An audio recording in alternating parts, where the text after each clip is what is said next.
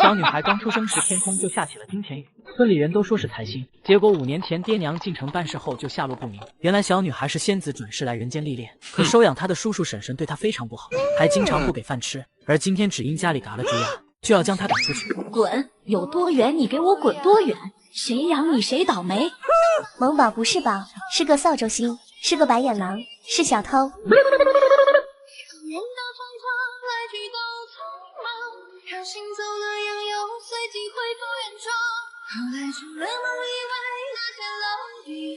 萌萌，你在这干什么呢？咋还背个包袱？李正爷爷，萌萌没人要，没人养了，萌萌摘蛇泡草养自己。不摘蛇泡了，你个小娃娃咋养自己？爷爷带你去找你婶婶。可是婶婶不会养萌萌的，她说萌萌是扫帚星。她放屁！什么扫帚不扫帚星的？她诸事就是想白占萌萌家地，又不想养萌萌。萌萌爹娘下落不明，爷乃早逝。萌萌爹有3个堂兄弟，其中2个不愿养萌萌，剩下一个朱氏和她男人领回了萌萌，但朱氏总说萌萌命硬。原来这2口子是看中了人家的地。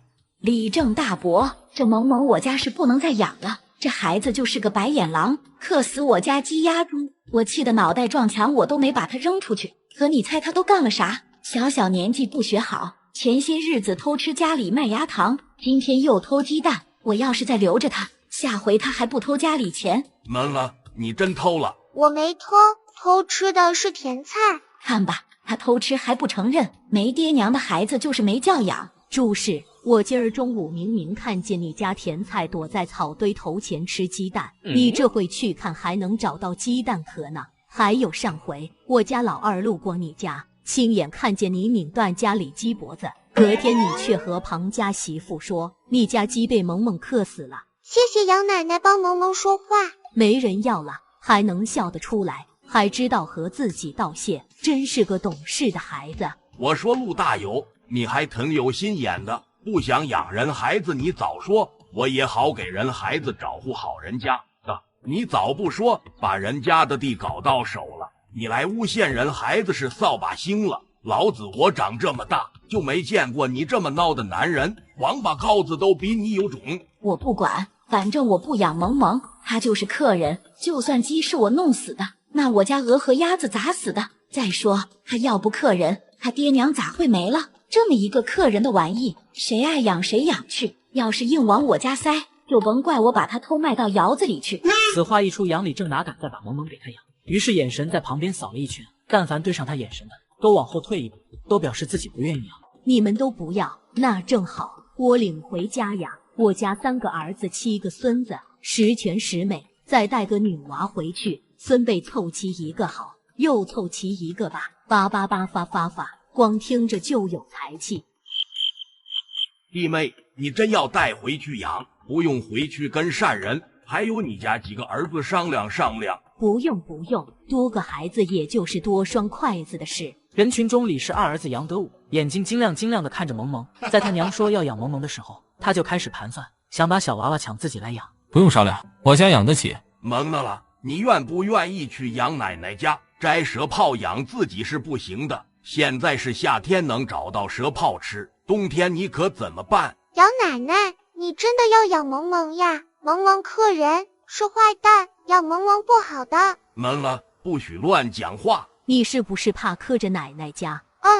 真是个实诚的孩子，奶奶不怕你克人，不像有些人自个命弱还怪人家命硬，啥玩意？你想养你就快点带走，把你家克个半死的时候别赖我家就成。走是要走的，你家这地臭气熏天，我多站一会回家都得洗澡，但我走之前要和你算笔账。你家占了萌萌家5亩地，几袋粮食锅碗瓢盆，养了仅仅1年，把人一个胖娃娃养成了萝卜干，这是你怎么说？什么怎么说？他自己在我家水土不服，怪我呀！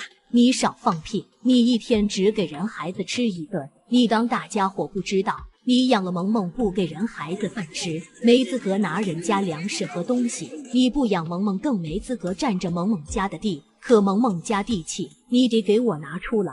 好啊，真好啊！我就说呢，你怎么那么好心，愿意带个扫帚星回去？搞了半天，你看上萌萌家地了，不要脸，还不要脸！不要脸的说谁呢？你再多说一句，你信不信我打你的舌头？我不管，萌萌克死我家那么多东西，他家地就应该补偿给我。你想要地，休想！你他猫的，我都让你整笑了！你家鸡鸭全死光了，也不值1亩地的钱，你还想要人家全部的地？陆大友，去把地契拿出来给萌萌奶奶，人家养孩子，地就应该给人家。不行，我不同意。就算我家鸡鸭不值1亩地，可他在我家住1年，把我家的风水都给弄脏了，这不得赔？鸡鸭算1亩地，剩下4亩赔我家风水正好。我赔你奶奶个腿！少在这和我胡搅蛮缠。陆大友，你不拿是吧？那我来帮你们找，再来2个人帮忙。我去拿，我去拿。不许去，当家的不许去，听到没有？你哪来的脸拦着不让拿？当你脸是黄盆呐，又大又厚的，你个死婆娘，给我滚远点！哇哇哇哇哇！不得了，不得了！大伯，麻烦您帮我问问，谁家要租地？收来的租子存钱庄，钱和地都留着给萌萌做嫁妆。我娘是为了萌萌的嫁妆才跟朱氏要地的。谁说我是为了嫁妆的？咱家再穷，一副嫁妆还是备得起的。我就看他不顺眼，就是想气死他。您老人家说话也太直了吧？那成，明日我陪你去。麻烦大伯了。还有，萌萌的户籍得迁到我家去，还得让陆大友给我签个文书。还是你想的周全，明儿办完地契和户籍的事，再写文书。走，跟奶奶回家。李正爷爷，谢谢你。好孩子，跟奶奶回家吧。5岁时爹娘就下落不明，亲戚都不愿意养。拥有7个孙子的杨家为凑齐8收养了萌萌，路上还担心怎么和家里人交代，没想到大家都抢着要萌萌。奶奶，萌萌真要来咱家啊？对，你喜不喜欢？那他跟我比谁大，他要叫我哥哥，我就很喜欢，可以把整个鸡蛋都给他。我还能去和顾三比一比，那个顾三整日臭显摆自己有姐姐，有姐姐了不起哦。我有妹妹，他有吗？那要是比你大呢？那就一般般喜欢吧，鸡蛋只能分半个给他。我5岁，太好了，我6岁，比你大。我带你去找顾三，让他瞧瞧，我妹妹可比他姐好看多了。回来都要吃晚饭了，还去啥？明日再去。那我明早去。你还说人顾三显摆，你自己不也瞎显摆？老二家的，打点水来，先给这孩子洗洗。好，伯娘，萌萌自己洗。你自己洗不干净，娘帮你洗。谢谢。自家人不说谢，娘乐意帮萌萌洗呢。站在一旁的杨德双媳妇没事，听他一口一个娘的自称就不太开心了。他生3个儿子后，肚皮就不动了，这好不容易来的闺女，他也想要。二嫂，咱娘还没说要把萌萌给你和二伯哥养吧？你一口一个娘的，是不是说早了？对，白担心一场，都抢着要呢。娘，你打算把萌萌给谁养？这你得让我想想。老二，你明日去完县里，再拐去木轩斋，把这事和你大哥大嫂说一声。好嘞。娘，你瞧，好看不好看？不用瞧，我都知道好看。他爹娘都长着一副好相貌，小孩再怎么长都不会丑，换个衣裳打扮打扮就好看多了。来，萌萌，这是你爷爷。爷爷好。哎，好好好。杨善人有点严肃，平时都绷着个脸，这会努力的想扯点笑出来，可他一咧嘴，反而更吓人了。爹，您要是不会笑，就甭笑了，别把萌萌给吓着了。滚！不会讲话的小混蛋。就你嘴贱，萌萌，这个你先喊二伯吧，回头确定是谁了再改口。二伯，萌萌真乖。给你洗澡的是二伯娘，这个是你3伯和3伯娘。晚上李氏让萌萌跟着陈氏睡，杨德武就被陈氏赶到其他空房里睡去了。爷爷奶奶都可喜欢萌萌了，以后这里就是萌萌的家，家里人都是你的亲人，再也没有人赶萌萌走了。伯娘，萌萌也喜欢爷爷奶奶、伯伯伯娘，还有哥哥，你们都是好人，都不打萌萌，也不骂萌萌。萌萌快睡吧。当家的睡了没？本来睡了，你一喊又醒了。你去求求娘，让她把萌萌给我们。你真喜欢萌萌？你说呢？咱们这房头只有金鹿一个，太孤了。哦，我也怪喜欢的，这是我自有主意。奶奶，哟，萌萌怎么起来这么早？萌萌给奶奶烧火。奶奶不要萌萌烧火，快再去睡一会，小孩子睡不好长不高的。萌萌不瞌睡了，我在婶婶家都是要起来烧火的。胡说，这才什么时辰，哪有小孩不瞌睡的？你看哥哥们都还没起呢。萌萌，快叫声七哥哥，我带你去找顾三。啊，七哥哥，咱们走。你给我回来，辫子都还没梳呢，往哪走？奶奶，你怎么跟拦路时一样啊？我800年想显摆一次，你一下子就拦我2次。妹妹辫子还没梳呢，急啥？心急吃不了热豆腐，吃不了我倒点凉水，再加点盐进去不就行了吗？对。七哥哥好聪明呀，倒凉水豆腐就可以吃了。去吧，显摆去吧。四哥，你们跟我一起，万一打起来，没有人帮我。就你事多。顾三，杨七，你喊我干嘛？你看我妹妹萌萌，你没有妹妹吧？你看我妹妹萌萌，你没有妹妹吧？你少胡扯，萌萌比你大，是你姐姐，你只和我一样有姐姐，没有妹妹。她5岁，我6岁，她就是我妹妹。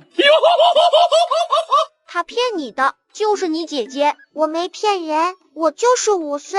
那我问你，你到杨七家后，在家排行是不是老8？对啊，奶奶说带我回家要凑齐8，好发财的。你看，你排老8，杨七排老7，8是不是比7大？不对，不是这样比的，年龄和排行不一样。你不要看我们小就糊弄我们。杨家新得的老8脑子转的还挺快。那我再问你，为什么你排行第8而不是第7？再看你跟杨七差不多高，他要是比你大，应该比你高才对的。你看你四哥是你们哥哥，就比你们都高。男朋友，你是否有很多我跑？顾三，我不跟你玩了，萌萌，我们回家。萌萌，顾三惹到我了，你是我妹妹，你不要和顾三玩，知道吗？知道。可是七哥哥，你为什么跑呀？我想的话都没说呢。8比7大，可是7排在8的前头呀。对呀，我都没想起来，我让顾三气糊涂了。不行，我要回去说他。拉倒吧你，都被人说哭了。你要是再回去的话，顾三该说你输不起了。那不去了，咱们回家。奶奶，我跟你一起去地里。奶奶去送饭，地里茅草多不好走，你就在家和哥哥玩。萌萌，你别去地里，一会我带你去河边抓鱼摸螺丝。不许往深水里去，就在边上玩玩。家宝看紧了他们，要是不听话，就给我往屁股上揍。七哥哥等会，我把碗洗了再去。还有奶奶他们洗澡换下来的衣服也还没洗呢。哎呦，奶奶一会回来会洗的。奶奶他们干活很累的，还要回来洗我们吃脏的碗，这样很不好。你要是不等我，你就先去河里好了。等就等，凶什么？一起洗。七哥哥你真好。真好。真好。我凶你，你不和我打架。陆甜菜我不凶他，他也和我打。咦，那个臭丫头，下次他再和你打，我帮你打。哎呦，不错哦。我的小乖乖，一个个还挺懂事，知道帮奶奶洗衣服了。衣服你们洗不干净，奶奶自己洗，你们有这个心就行了。奶奶，我能洗干净袜子的。奶奶，都是萌萌让我干的，要是我自己我才不干呢。萌萌就是傻，都不知道多懒。你还好意思说萌萌傻？你自己就是个傻老帽，哪有偷懒还到处嚷嚷出来的？萌萌比你乖多了。行了，都玩去吧，你们洗完了回头我还得再洗一遍。哦，不用洗了。四哥，我们拿着篮子挖点蚯蚓，再去抓鱼吧。用手抓鱼不好抓的。行，先挖蚯蚓。不一会的功夫，几人就挖了不少蚯蚓，兄妹几个就往河边去了。萌萌快来，我看见螺蛳了。你先玩，我等一下。四哥，咱们把蚯蚓放在篮子里，再把这衣服蒙在篮子上盖着，留一点口子，绳子拴在篮把子上，把篮子扔到水里就能抓到鱼了。萌萌，咱玩玩就行了，你还真想抓到鱼啊？四哥跟你讲，你这样抓不到鱼的。可以抓到鱼的。四哥，你快点弄绳子，你劲大弄的绳子紧。别催，哥哥慢慢帮你弄。放那里，就那里吧。突然绳子动得厉害，梁老四就把篮子往外拉一拉，竟然有一只大王八，还有几条鱼。还真可以抓到鱼啊！神了，萌萌、杨七，你们快过来看，咱们捉到大王八了。有没有鱼啊？你傻了，王八不就是鱼吗？对哦，王八是假鱼。萌萌真棒，咱们回家吧。鱼和王八都可以卖钱的，这样奶奶钱越攒越多，就可以发财了。此时陆田菜和他亲哥陆登科这会看到杨家又是抓鱼又是抓王八，终于忍不住。萌萌是个白眼狼，吃我家饭，睡在我家，都不给我家抓鱼，才去杨七家一天就帮杨七家抓鱼。萌萌是白眼狼，白眼狼都是要被嘎的。陆苦菜，你说谁呢？你再给小爷说一声试试，你信不信小爷先嘎了你？还甜菜呢？看你那酸不拉几的样，你就应该叫陆酸菜、陆咸菜，反正甜不了。原来七哥吵架这么厉害啊！七哥护着我，我不能拖累七哥哥。陆苦菜，你和陆登科不上课，老是抢我饭，你还抢我娘给我做的衣服，还抢我头绳，我才不给你家抓鱼，我鱼吃不完分给村里人，都不给你家。杨七，你家养萌萌，你家要倒霉的。萌萌，他头上那个头绳是不是就是你的？是我的。我好牛逼！杨银河，你当我是死的？他不是当你是死的，是当你软脚虾呢。我要回家告诉我娘，你抢我头绳啊！我的头绳。你娘要问这事，你就和你娘说，头绳反正是甜菜抢萌萌的啊，我们再抢回来，这叫物归原主。萌萌，我们回家。奶奶，快来看啊！萌萌抓到大王八了，还抓到4条鱼。哟，还能抓到王八呢，东西呢？我瞧瞧，在这呢。奶，你看这是什么鱼？能吃吗 ？Oh my god！ 快，放木桶里加水养着，还没死呢。奶跟你们说，这可是宝贝疙瘩，一斤只怕要好几百个铜板。奶奶，你也太夸张了吧？几条鱼还是宝贝疙瘩？能有我宝贝吗？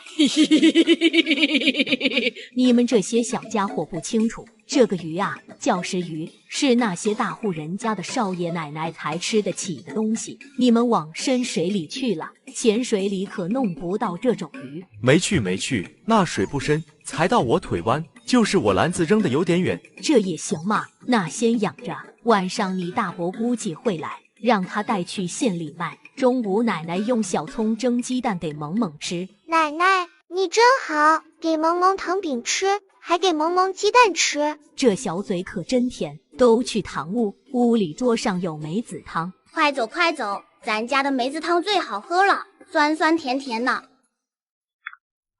你们在玩什么呢？大伯、二伯。大伯、二伯好。萌萌是吧？叫什么大伯呢？叫爹爹。爹，你别做梦行不行？奶奶还没说让萌萌认你当爹呢。杨太保，你大哥让你背的书背完了吗？这熊孩子。家宝，你去地里喊爷爷奶奶，让他们早点回来分我。爹娘，我从县里回来的时候，阿娘说萌宝名字后面带个宝，一听就和我家有缘，这孩子理应给我家。杨家孙子辈，大儿子家孩子全带一个宝，二儿子家带金，三儿子家带银。哟呵，一个个还抢起来了。德武，你事情办得怎么样？户籍文书弄好了吗？拿来我看看。爹，你放心，我都办得妥妥的。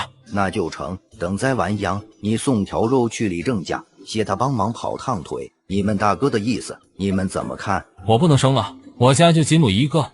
杨德双和杨德文齐刷刷的看着他，这二哥真够无耻的，这话都能说出来。还是金鹿他爹有主意。我们家3缺1，银海他娘说了，他要学咱娘，凑个4，事事如意。孩子不是银子，甭怪我不让治你。你学我有啥用？没见你二伯哥脸都不要了吗？果然，杨德武见他这样说，还是没人同情他，眨眼功夫，只见他哭了起来。我就一个孩子，原本以为这辈子都不能有俩，这陆家心善，好不容易让我有机会能有俩，你们还和我抢，臭不要脸！罢了，给他吧，再不给他，我怕他会说二弟妹要和他和离。我也不要了，对不住了媳妇。二哥不要脸，但我要脸。就这样，李氏一锤定音，把萌萌给了二房。尘埃落定后，杨德武这才笑呵呵地拿出户籍。我掐指一算，萌萌应该是我闺女，迁户籍的时候就上在了我名字底下。我还特意找办户籍那人帮起个吉利的大名，杨金蜜，一辈子金子花不完，日子过得蜜里调油。你连户籍都抢到手了，你还在我们面前装什么可怜虫？就是，你拿我们寻开心了。杨德武才不管他们俩想什么呢，顾及往桌上一拍，转身就出去蹲在萌萌跟前，笑得像铁憨憨。萌萌，以后你就是我家小孩了，叫声爹来听听。爹，走，爹带你出去逛逛。等会，这都准备烧晚饭了，你们去哪？我去外头转一圈，顺带谢谢陆大有媳妇让我一个闺女。要说不愧是夫妻，陈氏一听就懂，还他爹这是要出去显摆。你等会，咱们带着这个出去。谢谢你啊。哎，萌萌叫我娘了，真乖，跟你爹去吧。杨家众人此刻已经被这杨德武和陈氏给震惊到说不出话了。这两口子怎么这么能做？二叔二伯这事干的有点惊人。四哥，我们也出去看看二伯他怎么显摆。不，这是我家小闺女萌萌，庞家婶子，这是我家闺女柳家大姑娘，这是我闺女萌萌，萌萌，这是你柳家大姐姐，你们都是女娃娃，你平时没事的时候记得去找萌萌玩。爹，我认得柳家姐姐，柳姐姐，谢谢你上回给我的果子。萌萌没啥的，就几个果子。杨二叔，等我家秧栽完，我就去找萌萌玩。好，萌萌，你看，那不是你陆三婶子家吗？咱们怎么逛到这来了？快和你陆三婶打声招呼，咱们可不能像有些人没教养。萌萌看了一眼新爹，你不是特意来这个地方的吗？快叫啊，别愣着。陆三婶，陆三叔。我长这么大没见过这么嚣张的人。哎，今天你就见到了。二伯这也太欠了，他明明就是故意走到这的。七，我觉得也是。抓到几条破鱼了不起呢？这人也别高兴太早，今日能抓到鱼，明日说不准就摔断腿，卖的鱼钱还不够治病的。你话说的不太中听，我一个大男人不跟你计较，什么鱼不鱼的我还不知道。不过看你这酸样，估计是好家伙，我谢谢你了。要不是你，我家哪来的鱼？我带萌萌来，可是特意来感谢你成就我们一段父女情分的。萌萌，谢谢你陆家三婶。谢谢陆三婶。真乖。崩溃了，我真的崩溃了。走了，咱们回家吃鱼去。爹，那鱼不能吃，奶奶说那是大户人家少爷奶奶才能吃得起的鱼，要让大伯带去县城卖的，鱼很贵。这样啊，那就不吃了，让你娘给你们弄鸡蛋饼吃。父女俩的对话传到朱氏耳朵中，确定那鱼很贵，气得他坐在门口就哭。造孽！你们真去了陆家？爹还让我摇手，三婶气得有点狠。何止狠呀，东科他娘都哭了。二伯娘，你没看见二伯那个样，真的是，我都看不下去。弟妹，今晚碗筷你都洗，明晚我洗。我回屋把金露那屋收拾，给萌萌住。娘，你要做什么？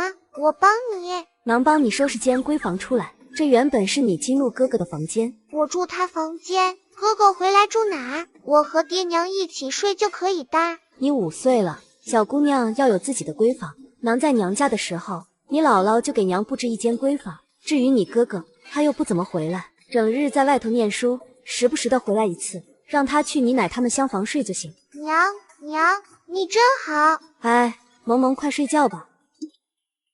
爹，你是不是会编篮子？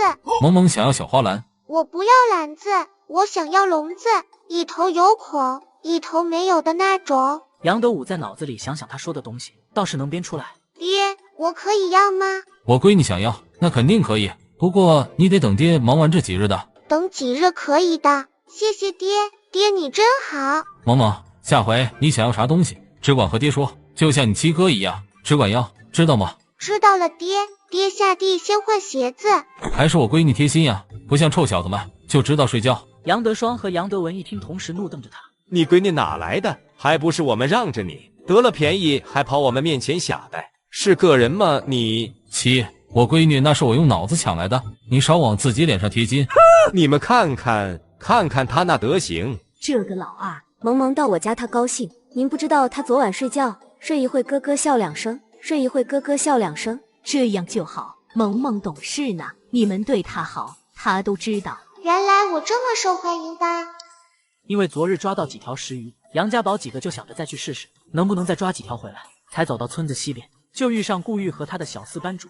你们去河边吗？我跟你们一起去。萌萌，我们不要和他玩，不要带他去。我昨日在河边帮你把陆登科兄妹给气哭了，这样你也不和我玩。杨七，你一个小老爷们，怎么那么小心眼？我就是小心眼，就是不带你去，你能怎么样？七哥，他又不是不认得路，你不带他去，他自己也会去的。都一起去吧。顾玉，走。你昨日真的把甜菜和登科气哭了？对呀，他们昨日下午去抓鱼，没抓到，我就说他可能是他们家客人，不是你客人，不然为什么你不在他们家就能抓到鱼，在他们家的时候却什么也抓不到？你说的太好了，萌萌，你忘记我说的话了？没忘，萌萌和七哥最要好。可是七哥，咱们都不和顾玉玩的话，顾玉可怜巴巴的。以前甜菜、登科、吉地他们都不和我玩，我也好可怜的。那好吧，顾三，我和你玩了。杨七，你们昨天抓鱼位置被登科他们抢去了。先来后到，我们先来的，这位置就是我们的。你们的就是你们的好啦，又没人跟你抢。四哥，咱们去那边。四哥，抓鱼的事情就交给你啦，我要去摸河蚌了。顾玉以前都不和萌萌玩的，萌萌就是个马屁精，他拍杨七马屁，杨七和顾玉玩得好，顾玉就带萌萌玩了。这庞蒂来呢是庞家的小孙女，在村里，他娘庞家媳妇和朱氏走得近，所以他和陆甜菜也走得近，当然也不喜欢萌萌。哇，七哥，顾玉，你们看我这个，好大呀，我得2只手一起抱着才可以。这个可能有2斤重，放桶里，让班主帮我们提着。让我先看看。这个河蚌怎么这么丑？七哥，你又不吃它的壳，管它丑不丑，我们再找找，看有没有更大的。我们也去那边摸，那边河蚌多。萌萌，你过来，我有话和你说。我不去。萌萌，你过来跟我们一起玩，男孩跟男孩一起玩，姑娘跟姑娘一起玩。姑娘要是和男孩一起玩，会被人骂贱蹄子的。你谁家的？说话怎么这么难听？和男孩一起玩会被人骂，那你为什么要和登科他们走在一起？你们不是天天一起玩吗？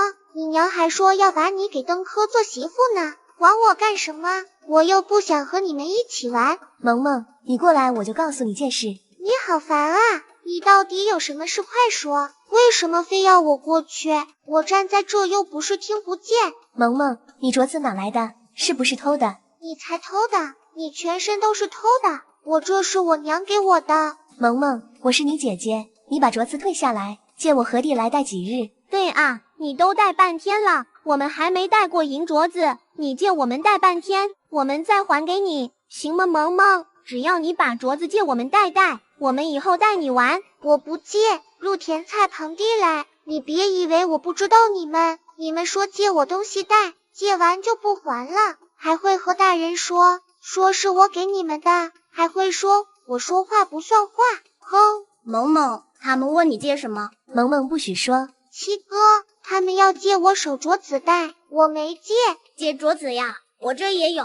来，我借你们戴。我们又没有抢他的，是他自己问我们要不要借镯子，我们问他借，他又说不借。就是这样，就是萌萌自己要借的。你们说话我听见了，是你们要问萌萌借镯子的，不是萌萌让你们问他借的。说谎可不是好姑娘哦。想要萌萌镯子，还赖萌萌，臭不要脸，脸皮比锅底还厚。大伙都给我听着，陆甜菜和庞蒂来想骗萌萌镯子，以后你们谁和他们玩，就不要来找我杨七。谁要是离他们远一点，明日我就带梅子汤来，一人喝一口。杨七，你说话算话，我们就不理他。我从现在开始就不理他们。可你家梅子汤够我们这么多人喝的吗？我杨七什么时候说话不算话了？明日我带一水壶来，你们都在这给我等着。咱家杨七真是好样的，都不用我帮他一个人就能搞定。七哥，你是这个？那当然，我可是杨七。杨七，要不你回去和你奶奶说，来我爹的学堂念书。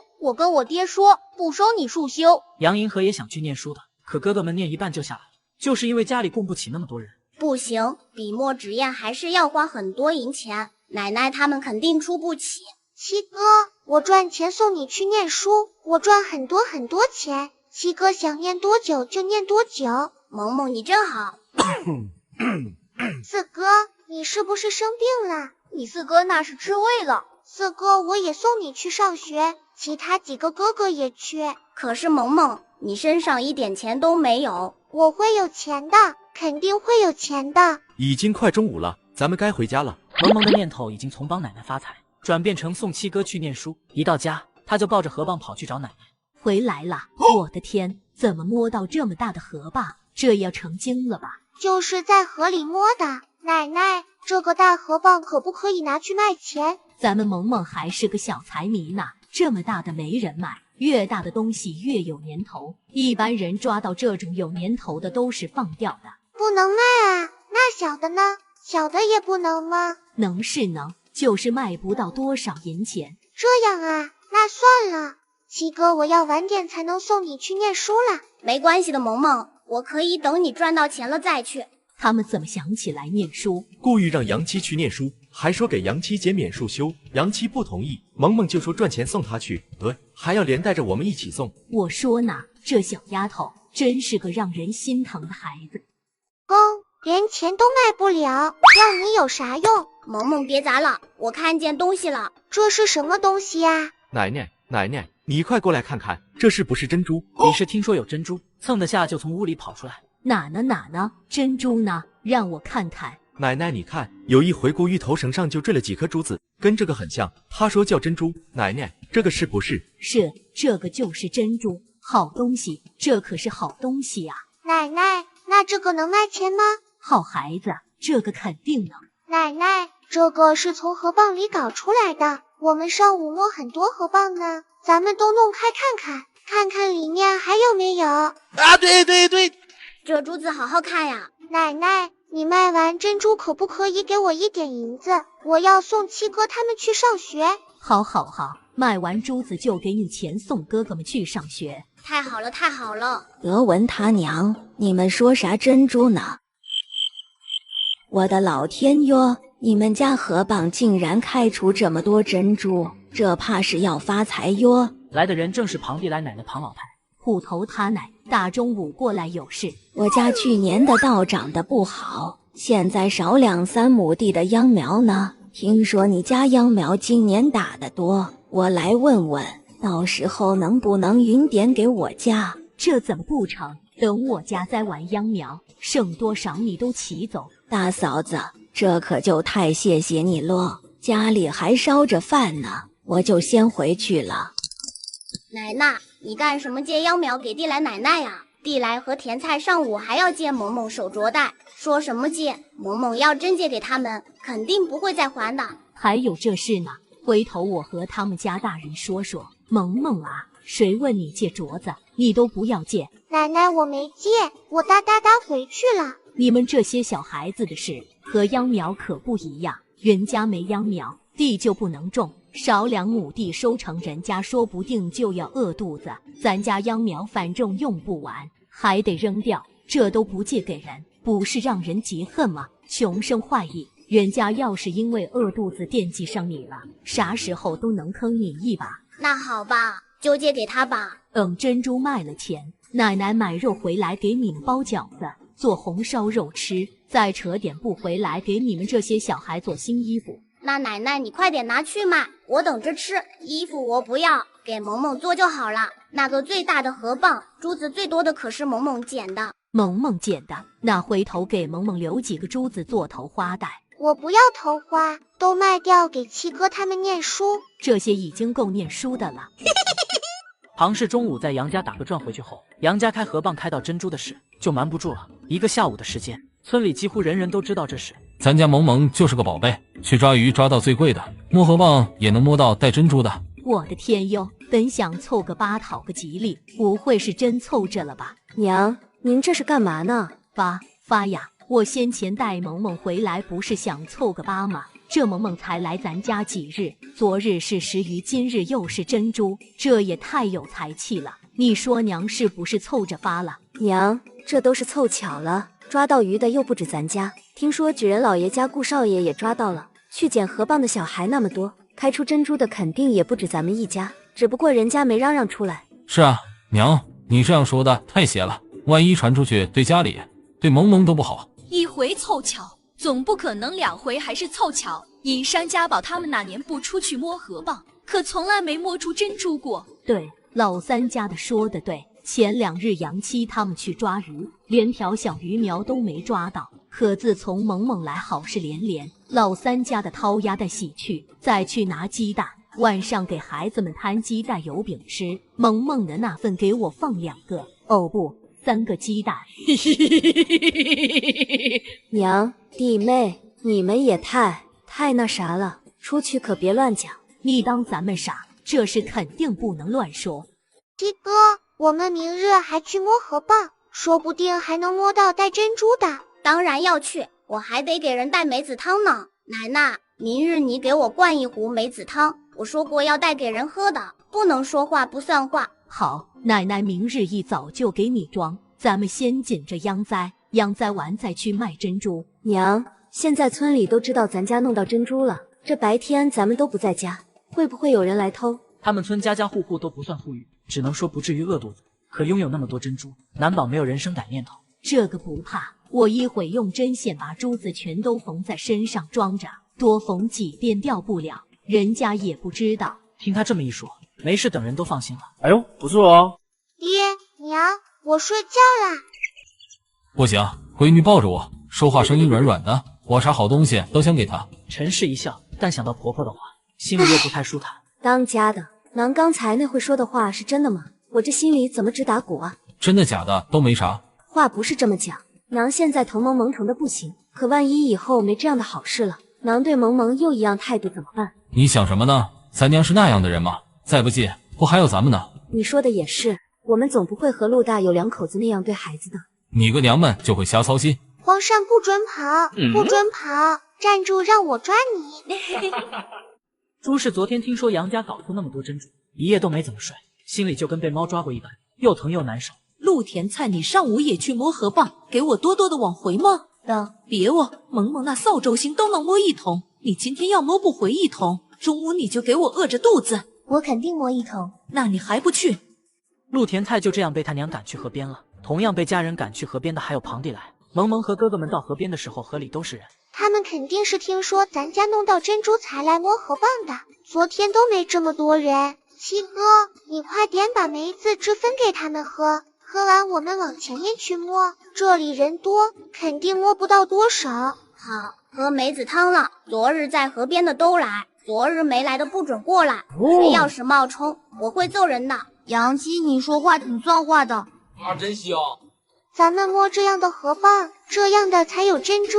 你怎么知道呀？奶奶开河蚌的时候我看了，珍珠都是从这种壳里弄出来的。啊，萌萌你真细心，那咱们就摸这种。2种都摸，分开放，不然人家看我们的河蚌不一样，就能猜到了。那听四哥的。随后几个孩子天天去摸，直到附近的河滩上真的摸不到河蚌，才不再去。等到杨家水稻栽完的时候，一共又开了20几颗珠子。我把珍珠用厚厚的布缝你的衣服上了。你和老三到县城后就去找你大哥，他在县城带的酒，让他带你们去买。这几颗珠子是我挑下来的，这个不卖，你们花点钱让人铺子里帮忙钻个孔，回来给萌萌和你们媳妇做珠花带。卖完东西，打钱直接存钱庄，剩下的零头拿回来，再买点肉，多买点，还有小孩们的零嘴都看着买点。娘您放心。走1个多时辰，两兄弟才到县城杨德文那里。见了面，杨德武就急忙地拍拍自己的肚皮。咋了？拍肚子干什么？你怀孕了？你会不会说话？二叔是个男人，怎么会怀孕？二叔，你是不是肚子有病？哎呦我的妈！你们能不能别乱猜，还不让人说话？我们是来卖珍珠的，家里孩子们去摸河蚌，河蚌里藏着不少珍珠，咱娘怕我们路上丢了，全都缝在我肚子这一块衣服里。那还等什么？当家的赶紧带二弟他们去多宝阁，多宝阁收这些东西给的价高。走，这就走，我去跟伙计说一声。爹，您弄这个干嘛呢？萌萌说想要笼子，你娘就让我去砍些竹竿回来。怎样？卖多少银钱？一共卖660两，600两给的银票，60两给的现银。大嫂买菜和肉用去一点，剩下的都在这。买这么多，我这辈子都没见过这么多钱。娘，你把银票给我看看，让我长点见识。瞧你那点出息，都给你。你俩好好看看银票长啥样，以后出去可别被人给骗了。啊，对。爷爷，爹，弄完笼子我要一把竹签。要竹签干嘛？穿蚯蚓，签子穿蚯蚓放在笼子里，另一头留很小的洞，黄鳝闻到蚯蚓味道自己会钻进去的，这样也能抓到黄鳝。三叔肯定可以的。我闺女说行，那肯定行。就是闺女，你怎么知道这个能抓黄鳝的？我爹告诉我的。他其实想和爹说，他会做梦的，都是梦里告诉他的。可是昨晚上他做梦的时候，梦里声音告诉他，不可以告诉别人这件事。我就说你家以前怎么总能吃到水里的东西呢？原来他会抓。我爹会的可多了。爹，你也好厉害的，会犁地，会栽秧，还会编篮子、编笼子，我都不会的。别没萌萌说的那么厉害。原来大人也是需要夸夸的。三叔，您今日瞧着特别的好看，就跟奶奶说顾玉的那样，特别俊。爷爷，您今日瞧着特别有精神。真的呀？和珍珠一样真。萌萌比刚来家里的时候活泼多了。你们都过来，给你们发银钱。发银钱？我和你们爹商量了，都觉得这回赚得多，叔宝他们去府城考试念书的钱不用愁了，就给你们发点零用钱，回头自个想买点啥就买点啥。那600两我收起来了，剩下60两安娘买东西去掉5两，我再拿出20两存着。回头等秋天送家宝、杨七他们去念书，剩下的老大老三各分5两，老二分10两。娘，咋分我们这么多？你家小孩少花的少，家宝和杨七也都说了，那个最大的河蚌是萌萌捡的，卖钱最多的几个大珠子就是从那大河蚌里弄出来的，多分你们点也是应该的。萌萌，我也有钱了，不用你送我去念书了。那七哥你回头没有笔墨的时候，我再送你。萌萌，你真好。你昨日在县城遇上啥事了？怎么脸色那么难看？我遇上杨家卖珍珠了。他家卖了多少？600多两。什么？人家捡河蚌就能卖出6、700两银子？陆田菜你捡卖个2两，还嚷嚷要吃肉？我陆家小孩啥时候轮到你在这教训了？陆大有的娘陆老太从娘家回来了，她娘去世，她在那过完头七才回来。她其实不喜欢孙女，可孙女和儿媳妇比起来，她还是更喜欢孙女一点。奶奶，我娘骂我捡不到河蚌。甜菜捡不到河蚌，你自己不会去捡，你没长手。你看你蠢的，我才不在家几日，你就把萌萌给赶走，几亩良田也送人了，你还有脸骂甜菜蠢？那就是个扫把星，不赶走留着祸害全家啊！至于几亩地，那是我要送出去的吗？还不是李正飞的抢走，这能怪我？谁跟你讲萌萌是扫把星的？他要是扫把星，你能活到现在？不长脑子的玩意！他是没死我，可他把我家鸭和鹅全给克嘎了。东西嘎完，下一步还不轮到人？你个傻子，你就一点没发现你家鸭和鹅都是登科弄嘎的？登科想吃肉，你不给他买，他就自己弄嘎鸭子。他弄嘎了，你总不能把鸭子给扔掉吧？你说你是不是要弄给他吃？登科弄嘎的，你不信你问问登科不就知道了？谁让你一年到头不买肉，手里攒着钱你都不买？实话和你说，王八也是我弄嘎的。你个蠢货，你不蠢你不早和我说，你要早和我说，我能把他赶走。我孙子吃着肉，有人给他背着黑锅，还能白占几亩地，我为啥要和你说？我就是万万没想到你脑子这么不开窍，还真相信克人不克人的。你也不想想，他要真的克人，我能让你带回来养。你说的好听，他要真不克人，你咋不让老大家养？你男人是兄弟3当中最没本事的，你心里没点数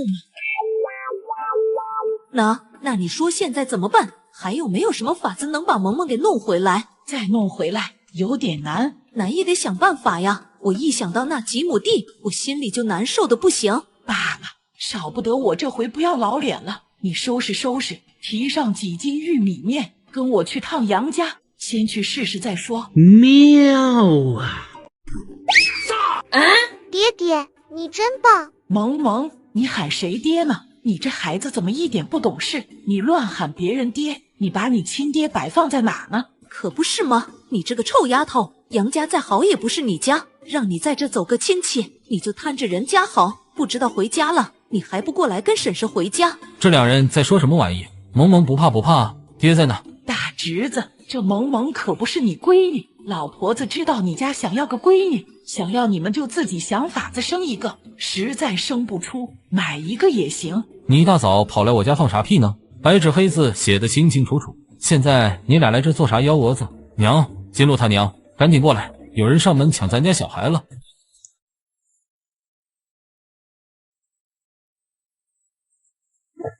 那个黑心烂肺的要来抢小孩哟！我就说今日怎么那么晦气，一大早起来就有乌鸦在头顶叫，原来是你俩要来。老姐姐有话好说，我今日来是和你说萌萌的事情。出去，都给我出去！有事咱们外头说。你说你一把年纪了，怎么一点不懂事？你老娘才去世，你一身的笑还没除呢，你往我家跑干啥？给谁带晦气呢？今日这是实在没法子了。昨晚上志远给大友托梦，说我陆家小孩不能流落在外，不能改头换姓，让我们一定要把人接回来。德文他娘，你就当萌萌是来你家走回亲戚，亲戚走完了也该跟我们回家了。你个老娘们，跑老娘跟前来打歪主意，是瞎了你的狗眼，还是当老娘扛不动扫把了？你儿媳妇昨天做的把人赶出去，现在又想来要，你当你是地陀螺，想怎么转就怎么转啊！李氏，你这人怎么一点不讲理？是志远托梦让我们来的。我呸！甭以为老娘不知道你打什么主意，还志远托梦，老娘今日就把话给你放在这。说陆志远托梦给你，就是他没嘎，从外头回来，我都不见得会把萌萌还给他。陆老太被气得就要破口大骂，却在看到周围站不少村里人后，硬生生改口诉苦。这个李氏一点不讲理，你们说说他。志远晚上托梦给我们，说不想让自己闺女改名换姓，大友都在梦里跟他说了，说人杨家条件好，萌萌在那门过上好日子。可志远非说金窝银窝不如自家的狗窝，在梦里对我家大友是又跪又求，让我们去把萌萌带回来。要真有这事，你们去找李正，让李正上门跟他家说，萌萌他奶奶就是在横，也横不过李正。我的娘呀，李正呢？我要找李正，这杨家简直无法无天，连村里邻居都打。放你娘的屁！村里邻居那么多，我们不打别人咋就专打你？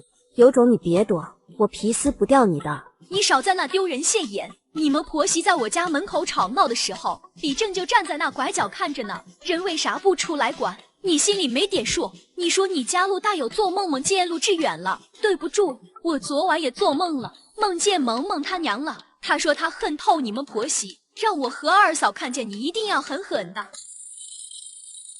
弟妹，做梦的人不止你一个，你二伯哥也做梦了。他梦见陆志远和他说：“萌萌，等姓啥姓啥，想去谁家去谁家，谁要上门找茬，他今晚就去找谁算账。”妯娌俩一唱一和的，倒是把事情掰扯清楚。我今日就把话放在这，不管你家打什么主意，萌萌都不会再回你们家。再像今日这样来说些不着调的话，小心我们掀你家房子。哇哇哇哇哇！不得了，不得了！媳妇赛婆婆还真没说错，没事就不说了。这陈氏平常看上去就是那宽厚温顺的，今日听她说话，才晓得我看走眼了。话又说回来，老陆家的，你好端端的要去把萌萌带回来干啥？这是我家事，你不说我也知道。你家登科一大早就往我家跑，说要在我家躲半日。我问他好端端的怎么跑出来了，他说家里鸭和鹅都是我弄嘎的。我娘现在知道萌萌不是扫把星了，正后悔把萌萌赶出去呢。我要是回家，他指定能捶嘎我。庞家媳妇和朱氏关系好，庞老太可不喜欢这对婆媳，她觉得陆老太太会装模作样，一肚子坏水，还天天装好心肠。萌萌手上有5亩地，你家朱氏把萌萌赶走，就等于把那5亩地让出去。现在他知道萌萌不是扫把星了，能不想着要回来？你今日和朱氏走这一趟就是为了这个吧？随着庞老太一层层剥下这对婆媳的脸皮，村里人的指责声便越来越多。胡说什么呢？谁为萌萌家地了？我们就是为志远的梦来的，跟你们这些外人也说不清楚。朱氏，咱先回家。戳你心里去了，你肯定说不清楚。一把年纪了，还跟着小孩胡闹，真够有脸。爷爷奶奶、二伯二伯娘，我听见大事了。啥大事？历来他奶奶说，陆家嘎的那些鸭子和鹅全是登科弄嘎的，他弄嘎后就赖在萌萌身上，萌萌才不是扫把星。历来他奶奶真这么说的？就是这么说的，是登科一早跑到他们家躲打，自己承认的。上梁不正下梁歪，一个小孩都那么多坏心眼，小小年纪这都跟谁学的？我就说那婆媳俩怎么会想到来把萌萌要回去，合着还惦记那些地呢？他惦记也是白惦记。那这事怎么办？再去找陆家吗？不太好办，这要是陆大有和祝氏掐嘎的，咱还有话讲。他一个孩子，陆家肯定会说孩子不懂事。我们今日才打过那2个娘们，要是再上门找一个不懂事的孩子试，咱明明有理，外人看着却觉得咱们得理不饶人，跟一个小孩计较。奶奶，好办，这是好办，我有法子，但是现在还不能告诉你们。嘿，你个小屁孩，还跟奶奶卖关子。奶奶，你看萌萌是不是傻？路灯可坑他还能笑得出来。这要换成我早就冲出去和他干架了。少胡说，萌萌笑是因为你二伯编出他想要的笼子了。大早，杨德武就提着笼子带着几个孩子来到田边。萌萌，咋弄？直接把笼子放田里去吗？放进去，你再弄点秧田里的泥压在笼子上，还得在旁边打个记号，不然爹收笼子的时候会忘记地方的。还有1块田放2、3个笼子就可以了。行，爹知道了。怎么杨二叔事都问萌萌？萌萌、顾玉，你们过来呀，我们抓田鸡。我不去，你们玩。你怎么不跟杨七去玩？我要帮我爹系笼子。闺女，你爹没那么废，连个笼子都系不住。顾玉，你怎么不去玩呀？我想多了解一点百姓们的生活，了解他们的劳作，他们的辛苦。我爹说，这样写出来的时事文章才不会华而不实。下完笼子后，顾玉带着自己的小厮就和几人告别，才到自家门口，就见他爹站在门口。爹，您怎么站在这？你怎么这么晚才回来？我去看杨七他爹下黄鳝笼子了。你这孩子，再有什么好看的东西也不能这么晚回来。要不是班主跟着你，我都要派人出去找你了。您就大惊小怪，我在村子里能有啥事？爹，我跟您说，杨七家那个黄鳝笼子编的还真别致，就不知道能不能真的抓到黄鳝。杨七他二伯也挺有意思，事事都问他闺女，父女俩像是调换了位置。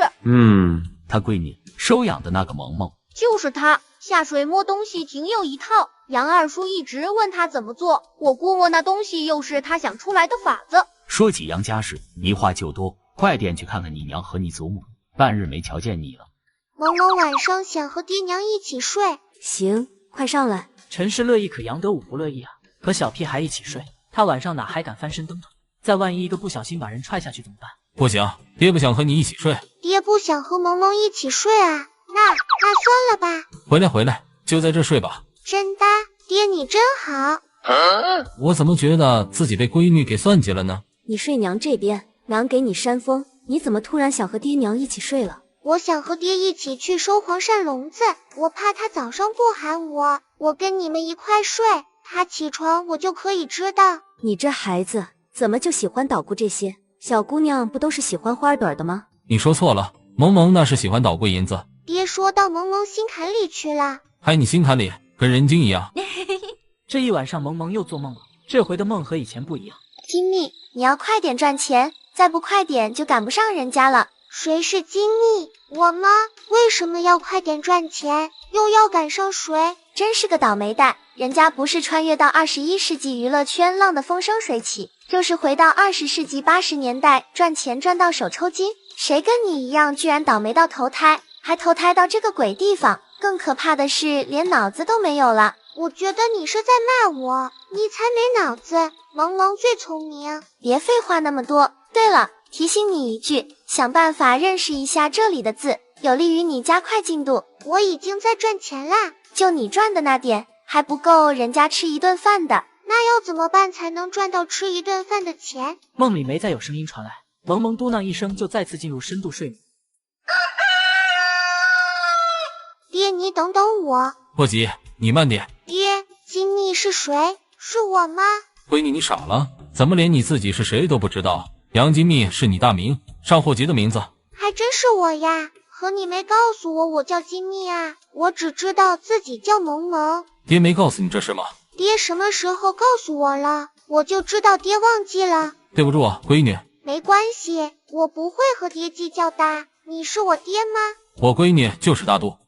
爹，前面就是我们昨日埋的第1块田了。看见了，走，注意脚下。杨德武为了不让闺女小看自己，他可是努力记着这些位置的。他很快就找到自己下的第1个黄鳝笼子，真能抓到黄鳝。萌萌，咱们还一口气抓到4条呢，4条。我说可以抓到的吗？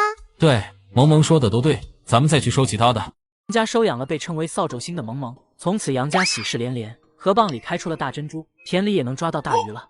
爹娘，你们快来看看，看看我们昨日一晚上抓多少鱼。哟呵，老三拿称来看看有多少，我估摸有7、8斤，这斤把重的肯定能卖70、80个铜板，小的也能卖到50、60。这一晚上咱赚多少钱来着？算盘呢？拿算盘。我知道，80铜板一斤能卖700多个铜板，60铜板一斤就能卖到600多铜板。七哥，你是怎么知道的？顾玉教过我心算，我一学就会了。七哥，我也想学，回头我教你，这个很容易的。萌萌这么聪明，肯定和我一样一学就会。谢谢七哥。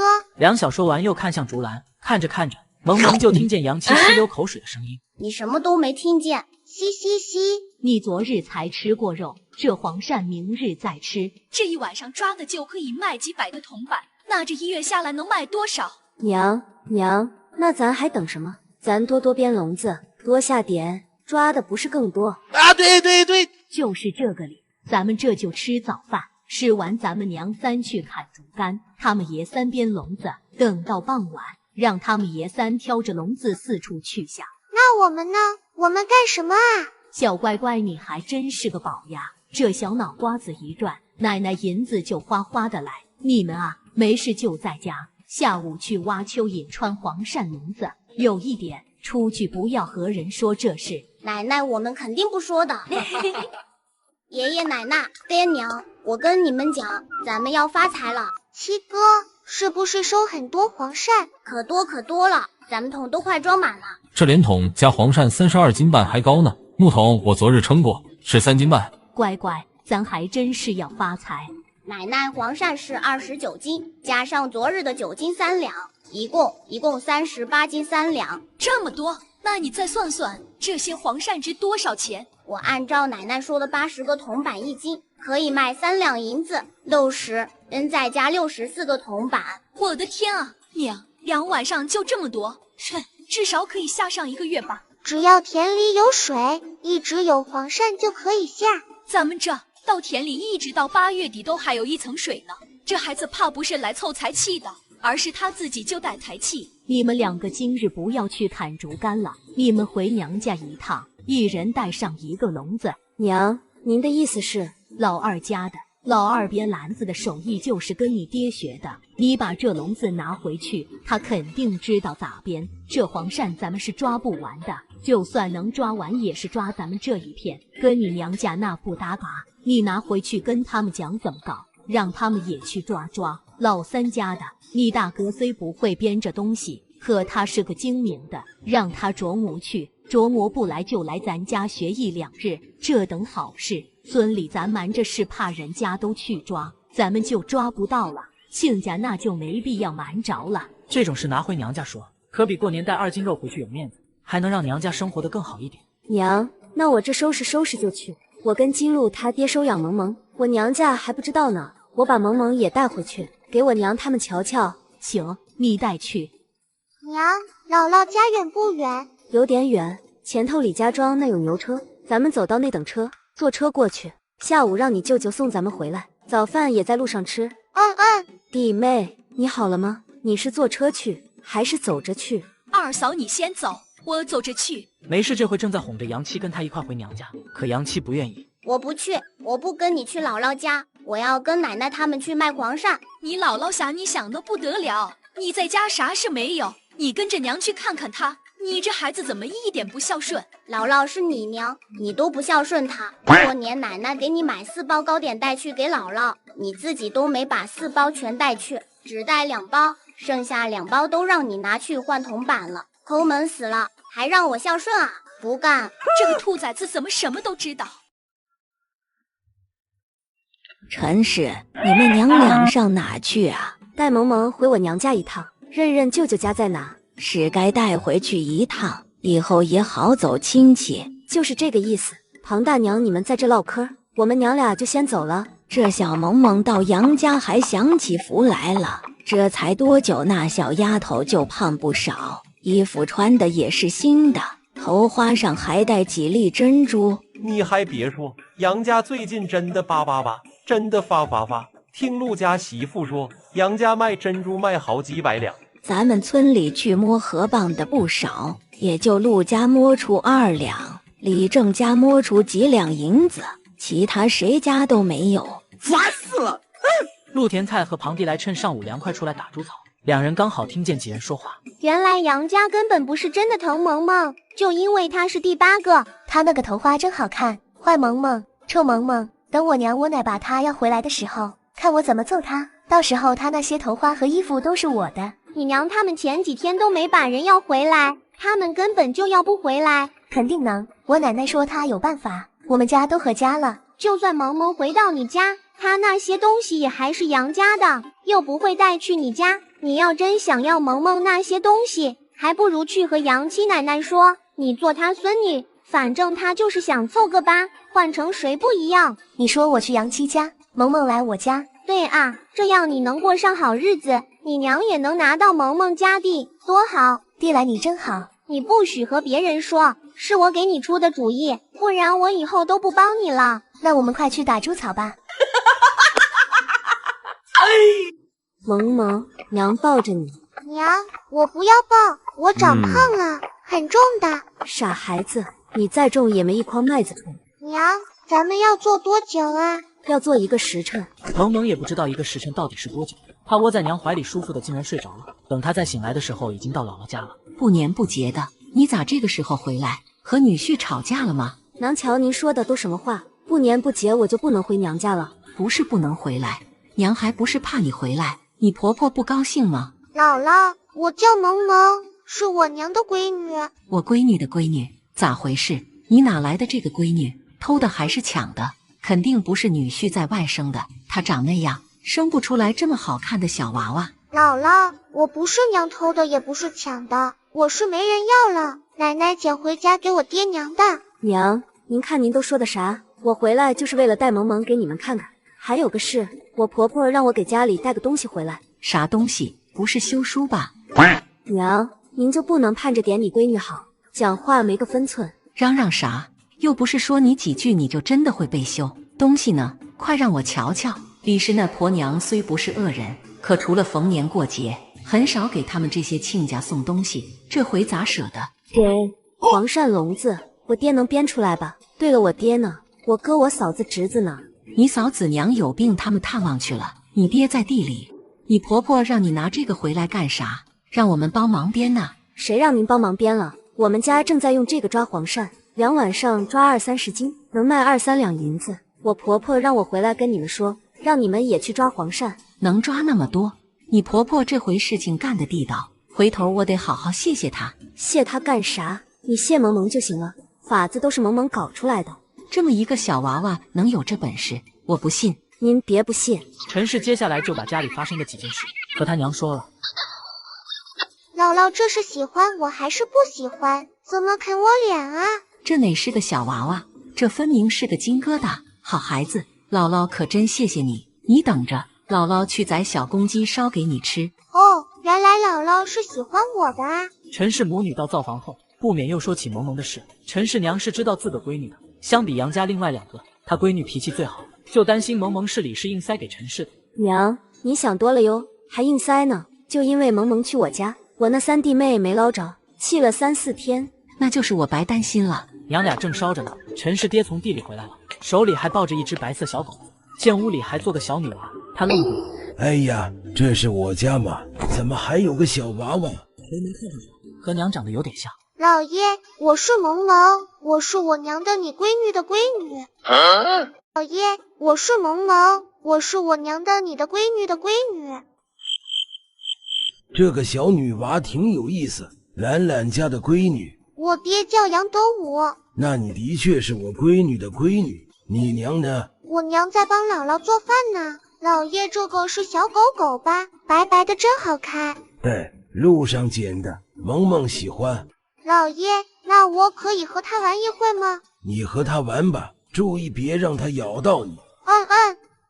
萌萌多吃点，吃多多长高高。姥姥太热情，萌萌却有点小为难。怎么回事？你还没吃2块呢，怎么就不能再吃了？是不是姥姥做的鸡肉不好吃？萌萌最近吃太多，肚子都圆成大锣鼓了，好丑啊！我要是再吃那么多，衣服也会变瘦的。没事，你娘给你做的衣服是可以变胖的。小孩子不要瘦，吃胖乎乎的才有福气。这人越有福气呢，做事就越顺当。这样啊，做啥事都顺当，那我赚钱肯定也顺当，对不对，姥姥？对呀，我是为了赚钱才吃你的，不是我忍不住才吃的。这小娃娃明明就很想吃，还非得给自己找个台阶。这丫头还是个小财民，可不是吗？我都搞不明白，她小年纪怎么就喜欢鼓捣赚钱这种事。虽然萌萌不是喜欢赚钱，而是需要赚钱呀，因为梦里总有人催着她赚更多的钱。哎，你还挺愁的呢。愁呀，愁的都快掉头发了。有人你们都在笑什么呢？你这孩子真是个开心果。下午让你娘回家，你在姥姥家住几日好不好？不行的，娘一个人回家会害怕，我还要回家挖蚯蚓，还要陪爹下黄鳝。反正事情很多。那好吧，就不留萌萌了，等姥姥家忙完，姥姥再去接萌萌来姥姥家玩。谢谢姥姥。回去路上注意安全。萌萌，这小白狗我看你挺喜欢的，你要不要抱回家养？不要了，它好能吃啊。本来他还挺喜欢的，可太能吃了。中午吃1碗菜汤泡红薯窝窝头，比他吃的还多。姥姥你看，他还笨，汪汪汪都不会。哈哈哈，行，你不要就不要吧。娘，你别送了，回去吧。姥姥快回去吧，外面热。姥姥不热。回到家，萌萌迫不及待的就走到爹爹跟前。爹，你头低一点，我跟你说句话。说啥？爹，其实你长得特别的俊。闺女，咱不能昧着良心说话啊。二叔虽说不丑，可和俊字沾不上关系，全家就二叔和爷爷长得最像，也最不好看。可我就是觉得爹爹俊呀。完了，金鹿他娘真的要带咱闺女去找大夫看眼了。说啥呢？老二说谁要看大夫？还不是萌萌，我今天都快被他笑嘎了。在我娘家那会，我娘说她肯定不是德武生的，说德武的相貌生不出萌萌这么好看的。这不，他一回家就夸德武说他长得特别俊。德武不知道情况，反说萌萌眼睛要去看大夫。我就是想姥姥当着我和娘的面说爹，可能当着爹面也说过，被人说不好看爹会伤心的。娘你怎么还说出来呀？你一说爹就知道就会伤心的。我闺女真是个小棉袄，萌萌爹不伤心。可不单是小棉袄，还是小钱篓子呢。你们猜我们今日卖黄鳝卖多少银钱？一共5两出头。怎么那么多？杨七不是说3两出头吗？二伯娘不是我算错了，是酒楼有个常去吃饭的大主顾，他今日想在家里请人吃黄鳝，来酒楼订。酒楼黄鳝只够做1盘的，正巧咱们去了，酒楼掌柜一高兴，就没把黄鳝分大小，全部80个铜板买走了。大主顾家的小厮又说我们去的及时，保住他家老爷面子了，又打赏我们2两银子。哎呦我的天，还有这么好的事情！干活，继续干活。我话还没说完呢，你们那么激动干啥？七哥，你一口气说完，别吊着我们。卖5两是没错，可奶奶一口气花完不说，还倒贴进去2两多。瞧你那熊样，又不是没买你的，也没买啥，就买4根素银簪子，2块银锁片，1点布料，1点糖果。咱们娘们几个这10来年都没买过首饰，好不容易有今日，还不让咱们美一美，捯饬吗？娘，怎么没我的，也没老三和爹的？你们外面那些竹片子和蚯蚓就是你们的。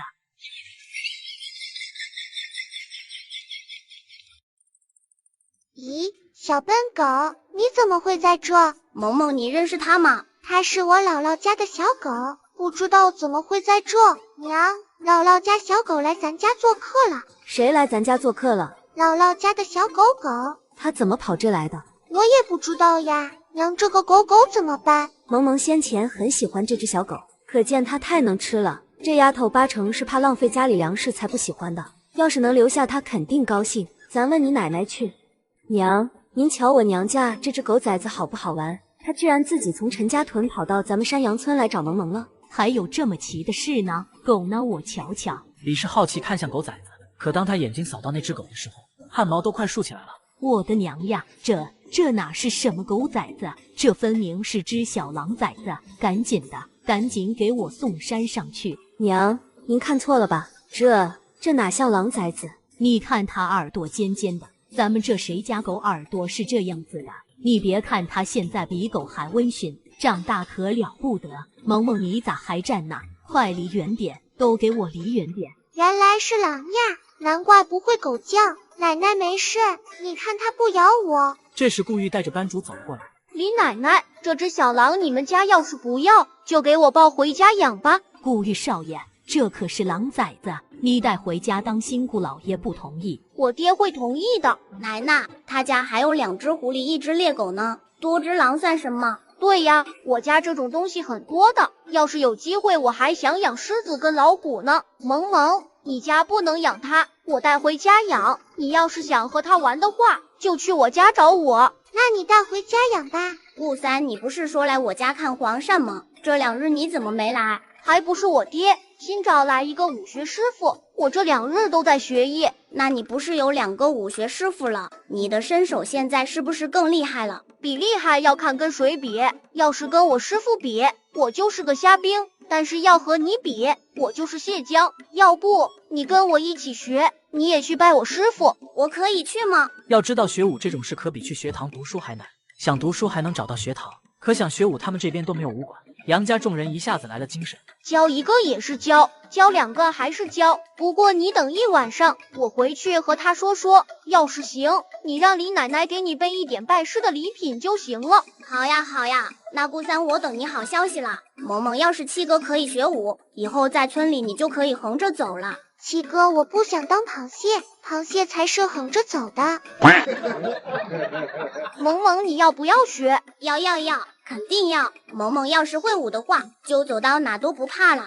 杨七，你别瞎起哄，学武多累，起早摸黑的。萌萌一个嫩娃娃，学啥武？再说学武能干啥？男孩子还能去参军啥的。杨德武心疼孩子，舍不得让萌萌去遭这个罪。杨二叔，话不是你这么说，巾帼不让须眉。100年前咱们大周朝建立之初，太祖皇帝要是没有安阳公主和驸马在江南起义附和，并且快速收编江南3支起义军，大周建立至少要迟5年。须知驸马爷起初还不愿意参与这事，还是安阳公主说服驸马。后来大周建立，他更是亲自镇守西南10多年，直到病重才返回京城。女子学武，即便不能如安阳公主一样上战场，那至少走出村子，遇到那些宵小之辈时还可以保护自己呢。杨德武竟然觉得顾玉说的非常有道理。萌萌，你自己愿意吗？要是可以的话，我愿意的。爹，我不怕累的，我要是可以学，就可以保护您和娘了。闺女，我的好闺女。那这样，顾玉少爷，劳烦您回去帮杨七他们说和。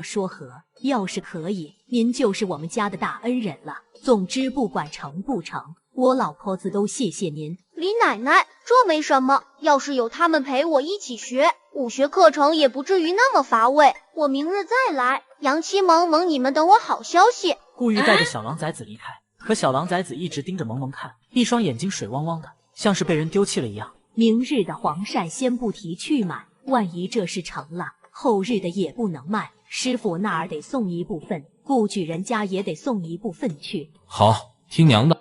杨家的门风不错，教出来的孩子也都可以，你自己去和你师傅说，只要他同意，我就没什么意见。请师傅的开销也不用他们家出，不过1年4季给师傅的孝敬，这个得他们自己来。你想带杨七学就算了，怎么还把人萌萌也带来？那可是个女孩子，能坚持得下来吗？见他老爹质疑，顾玉只好又把说服杨德武那段话说出来。走吧，我懒得听你那些歪理。顾玉就径直去找白师傅。他印象最深的不是他年纪轻轻就武功高强，也不是他教授时的严厉，而是他的相貌和气质，清冷出尘。白师傅听完只提一个要求：明日你把2个带来让我看看，男孩女孩都不重要，聪明跟骨才是关键。这2个要是不行不收。您要是考虑聪明和根骨，那您可以收起这个顾虑了。他们俩都是绝顶聪明的，根骨也不差。任凭你夸上天，我也要亲眼见过才行。萌晚上睡觉的时候，梦里的声音又出现了：让你去学认字，你要去学心算；让你去赚钱，你要去学舞，这一届的小孩怎么那么难带？我怎么那么难？哎呀，你不要叽叽咕咕了，我已经想到赚大钱的办法了。你真的想到了赚钱的办法了吗？萌萌嗯了一声，又继续睡去。他没注意到，一只白花花的小白狼走了进来，并且跳上他的床头，靠在他的枕头边。萌萌，你怎么会带着他？他不是被顾玉少爷带走了吗？我也不知道呀，我方才醒来就见他趴在我枕头边上。哎呦，他该不会又是自己跑来的吧？早知道奶奶昨日就留下小白狼给你养了。这只小白狼只怕有灵性，还谁都不沾，就沾着萌萌。奶奶，一会顾玉来我再给他。你要是真喜欢，回头让你爹给你找一只小白狗来养着。好。顾玉这边一早起来就发现小白狼不见了，便立刻让人寻找，可一直到找了好久都没有找到。我和萌萌说好了，让他以后来家里和狼玩的，若是丢了，还和谁玩去啊？继续给本少爷找小白狼，掘地3尺也要给本少爷找出来。是，小人这就带人继续去找。顾玉点点头，这才去往杨家。杨七见他来，就欢快地跑过去。顾三，我可以去吗？我爹没意见，我师父让我把你和萌萌带去给他看看，他想看看你们是不是聪明，根骨适不适合练武，如果适合就可以。你跟萌萌还有没有其他事情？要是没有，现在就跟我去。好。老二，你和2个孩子一起过去，要是那师傅有啥事，你仔细听着点。成。顾玉这时候才发现萌萌跟前的小白狼，惊讶不已。他怎么在你这？我以为他丢了，让小厮找一早上也没找到。他自己跑我家来的，在我床头睡一晚上，可不是我去你家抱来的。你现在正好抱着回家吧。我没说是你去我家抱的，他能从我家跑出来找你，那我估计我把他抱回家，他可能还是会出来找你。李奶奶，这小白狼能认得萌萌，他跟萌萌有缘分的，只怕不是一般的狼。那你不要他了吗？君子不夺人所爱，想必你也是喜欢的。如果李奶奶愿意让你养，我就不要了。如果不行，那我只能不顾她意愿把它带回去了。奶奶，我不想要其他小白狗了，就这只可不可以？它吃的有点多，我可以把我的口粮省点给它。瞧你这样，还省你的口粮，你那点全给它吃，只怕还不够它塞牙缝的。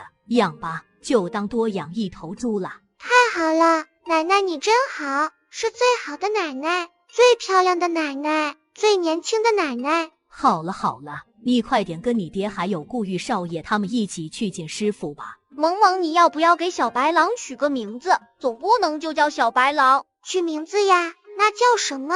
叫铁蛋、铁树，再不然叫大花。七哥，你这名字取得一点不好听，不如叫金子吧，金子可值钱了。我闺女是不是财迷过头了？连只畜生也要叫金子？可以，就叫金子好了，和你一样都带金呢。爹，师傅，徒弟把人给带来了。萌萌见白师傅看过来，脑子想到顾玉的话，顾玉说白师傅要看看他们是不是聪明。突然他扑通一声跪地，我怕审核过不去，所以就没跪。萌萌见过师傅，不对，杨金蜜见过师傅。我说要收你做徒弟了吗？你就跪。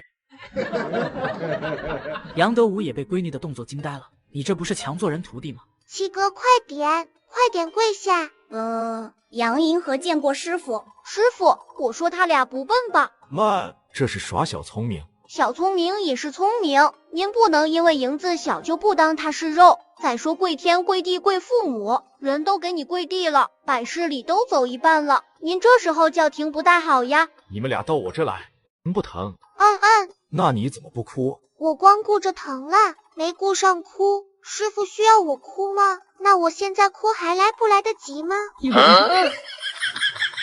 这小娃娃挺有意思，杨七你怎么也不哭？今日不是您决定要不要收我们做徒弟的日子吗？这是好日子呀！我奶奶说了，好日子不能哭的，反正啥时候都能哭。今日我忍着就是。一个没顾上哭，一个看日子哭，有趣，实在有趣。今日你们先回去，你们家要是真不怕孩子吃苦吃累，明日就过来正式拜师，随便一跪可不算。是，只要孩子喜欢，只要他们能坚持，我们大人就没啥好说的。谢谢您，太谢谢您了。顾玉，你跟我来。杨二兄弟，你呢先带他们回去，让你母亲准备好一匹布两小坛子酒。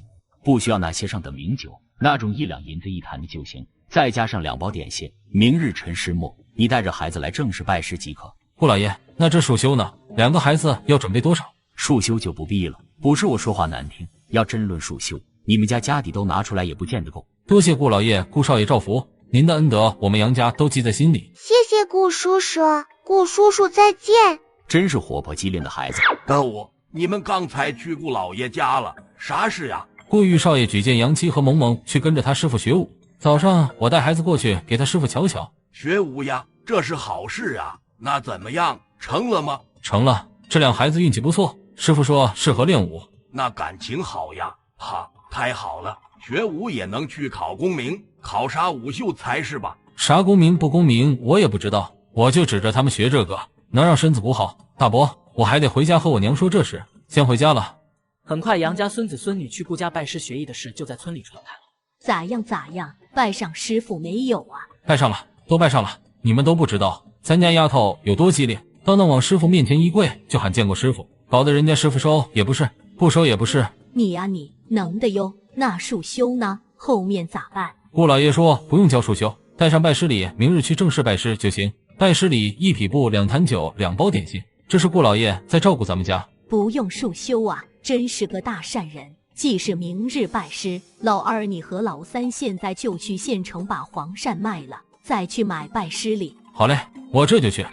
第2天，杨善人父子3人就带着孩子和拜师礼，再加2桶黄鳝往顾家去了。杨七、萌萌，你们来了。杨爷爷、杨二叔、杨三叔，你们先进来，我师父和我爹在客厅喝茶呢。那麻烦顾玉少爷了。没什么，你们看见外面的桌子了吧？那是给你们拜师用的。那我们要怎么做啊？我也不知道。你不是已经拜过了吗？拜过怎么会不知道？我和你们不一样，我敬杯茶就行，不用磕头搞这些。我爹说我喊声师傅行个礼就是最大的恭敬。萌萌不太明白也没多问。进到屋里，大人们正在说话，白师傅并没有关注杨家带来的那些东西。你们俩跟我出去，先拜祖师爷，拜完了再进来给我磕头敬茶。我们也过去看看。等白师傅带着俩小举行拜师仪式的时候，周围已经站了不少人。祝氏和庞家媳妇也在人群中，看到这羡慕的不得了，尤其看到萌萌居然也能学武，心里很不舒服。这个臭丫头，越过越好不说，还能学上武，比我家登科都强，真是气人。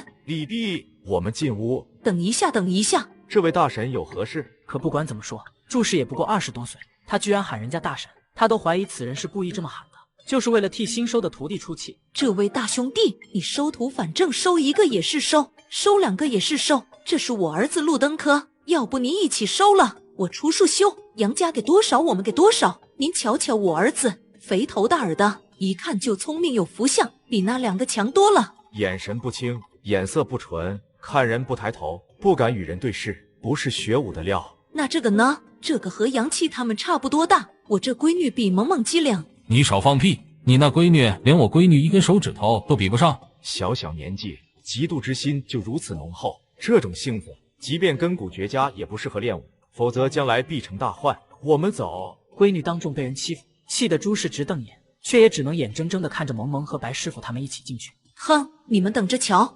从明日开始，你们俩每日来这里跟着我一起练武，卯时必须到达这里，不许迟到，迟到要受罚。我们肯定不迟到。萌萌，可听明白？啊，师傅，听明白了。那师傅，我们有没有休沐的日子呀？你想休沐？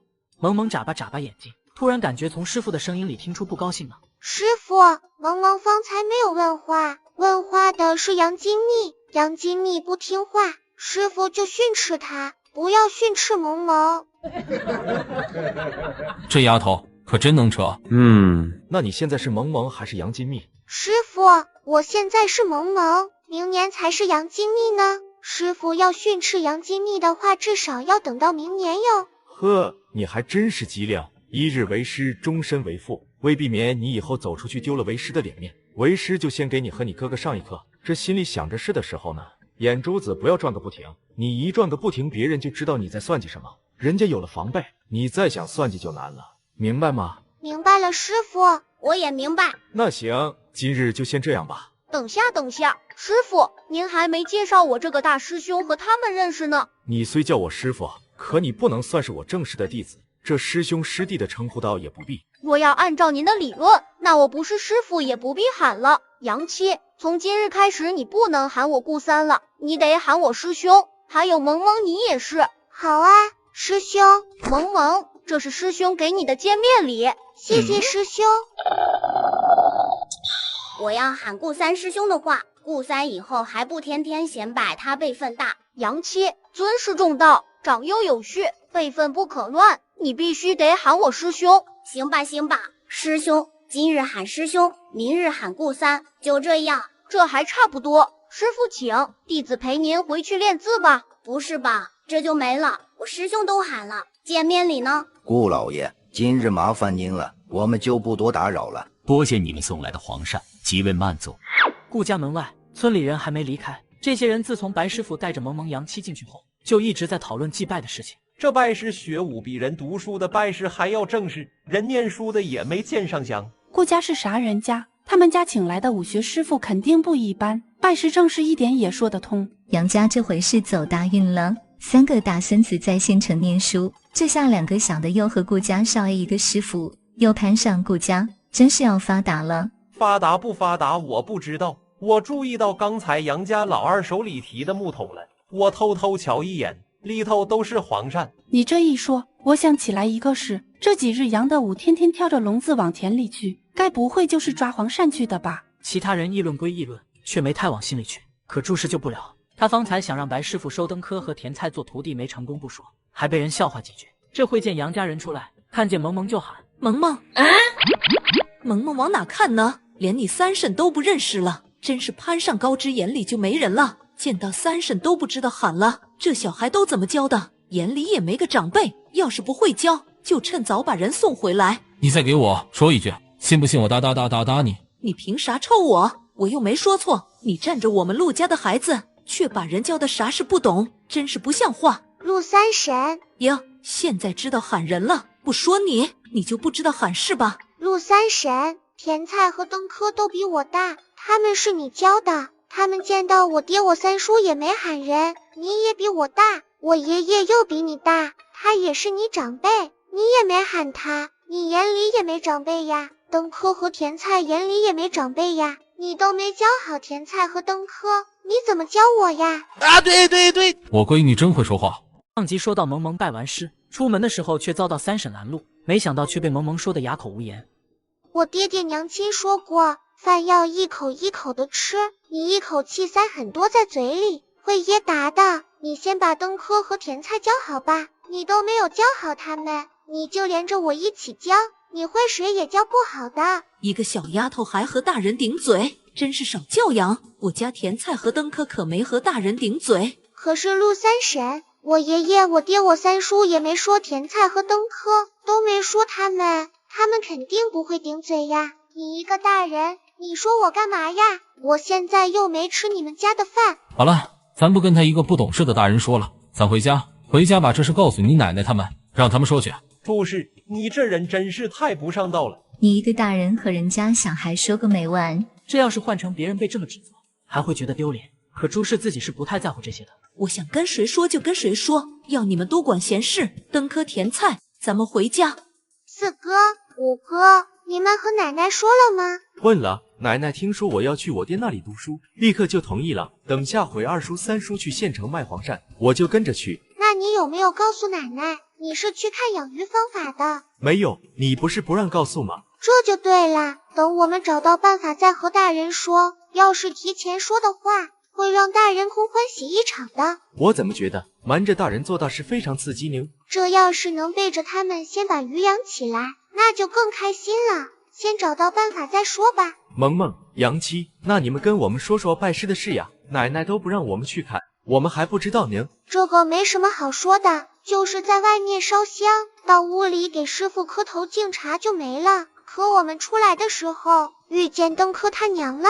萌萌就把遇到后面发生的事说了一遍。前院里，李氏把陈氏招呼到一边。方才老二和你说什么了？还不是那朱氏，一个大人拦着萌萌说些屁话。你火气先压一压，这事咱们过了今日再说，别让那烂婆娘冲撞了咱家的好日子。知道了，娘。第二天一大早，萌萌和杨七就去往顾家。昭惠院是老爷和二少爷、三少爷住的地方，正院是老太太住的地方。顾家是少爷和小姐放在一起排行的，没有大少爷，只有一个大小姐。大小姐的院子是联谊阁，太太住禅香院，白先生住在玉堂院。联谊阁和禅香院两位平时不要擅闯，老太太那里倒是无妨。知道了，我们不会乱闯的，我们每日来都只去偏院。你记着就好，过几日带偏院的门弄好，到时候你们直接进出偏院，就不用记着这些麻烦事了。谢谢大哥哥。那里就是，快过去吧。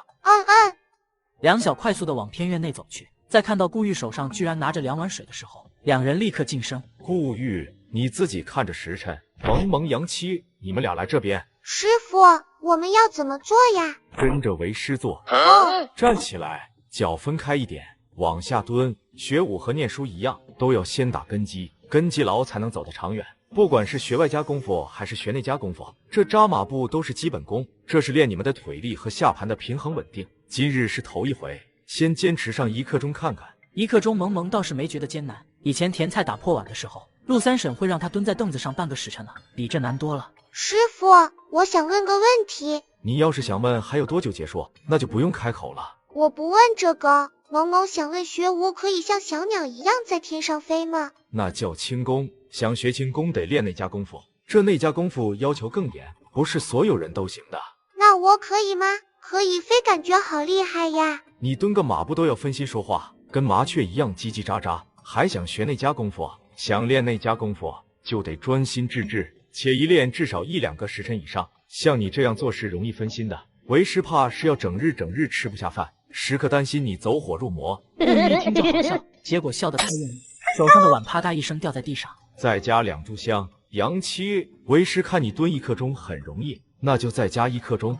顾玉师兄和七哥好惨呀。萌萌也再加1刻钟。师傅，我再问最后一个问题，问完你再给我加1刻钟也可以的。你还想问什么？一口气问完。我想问，要是我在做一件事的时候，能坚持上1-2个时辰不分心说话，师傅可以教我内家功夫吗？我好想飞呀。1-2个时辰可不行，1-2日才勉勉强强。那师傅咱们就这么说定了，徒弟坚持上1-2日，师傅教徒弟内家功夫。我同意了吗？你又私自定下，你这个小丫头。2刻钟后，萌萌和杨七停下。今日就这样吧，你们明早再来。知道了，师傅。师傅，师兄为什么要提着碗呀？他在受罚中，你们俩以后要是也犯错，也得提碗。师傅，我保证不犯错。你们俩有必要这么夸张吗？林孙女被人说道，一家子进组团上门讨教。接上集。4哥、5哥，你们干嘛去啊？你们学完了，我们去禅公家，奶奶他们去找登科他娘算账了。算什么账？为什么要去禅公家？这个我知道，他们家和家了，不分家了，现在都住在一起。萌萌，我们走快点，还能看到热闹呢。吵架的是奶奶他们，你瞧的是自家热闹，瞧自家热闹走那么快干什么呢？陆家老宅也不远，走没一会，萌萌就听到奶奶的声音。陆老婆子，你他喵的一辈子学我也没见你学出个什么道道来。我家几个儿子叫文武双全，你家就要叫大富大贵大有。我孙子叫金银珠宝，你家就要叫登科及第。儿子媳妇可劲闹，好不容易闹分家了，你又给人合起来。你当老娘不知道你啥意思？你不就是看我家没分吗？你有本事合家，麻烦你也拿点本事出来管管你家的蠢儿媳妇，拦着我家一个5岁小孩说3道4的。我家小孩可没喝你一家一口水，没吃你一家一粒米。几时轮到你家娘们来教育？你们家里人都是缩头乌龟呢，有本事出来啊！萌萌听着听着才明白，奶奶来给她出气的。奶奶，咱们回家吧，你都说那么多了，再继续说嗓子该疼了。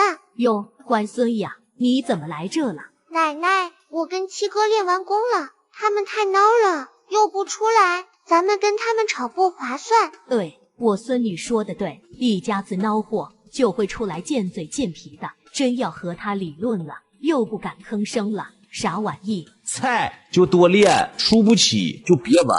萌萌，咱们回家，家里今日做了红豆沙米酒，只有一点酒味，甜甜的，你们都能吃。哇，奶奶说的我好想吃啊！奶奶，你看萌萌那个样子，像不像馋猫？祖孙三边说边走，杨德武和陈氏他们带着几个侄子跟在后头，一家子浩浩荡荡的。这杨善人家简直惹不起，跟村中霸王一样。四哥，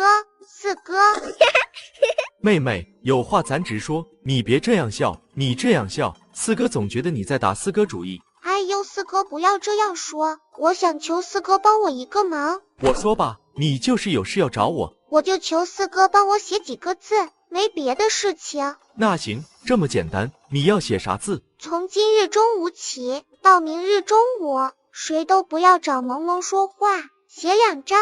为什么呢？因为我师父说我扎马步的时候说话不够专心，可是我不动的时候就特别想说话。我和师父说好，我要是做一件事足够专心的话，他就教我那家功夫，就是那种咻的一下再咻的一下可以飞来飞去的功夫。我打算坐在凳子上一动也不动，坐着也是在做一件事，再把这个话贴在身上，提醒我自己不要讲话，也提醒别人不要找我说话。我要坚持1整日。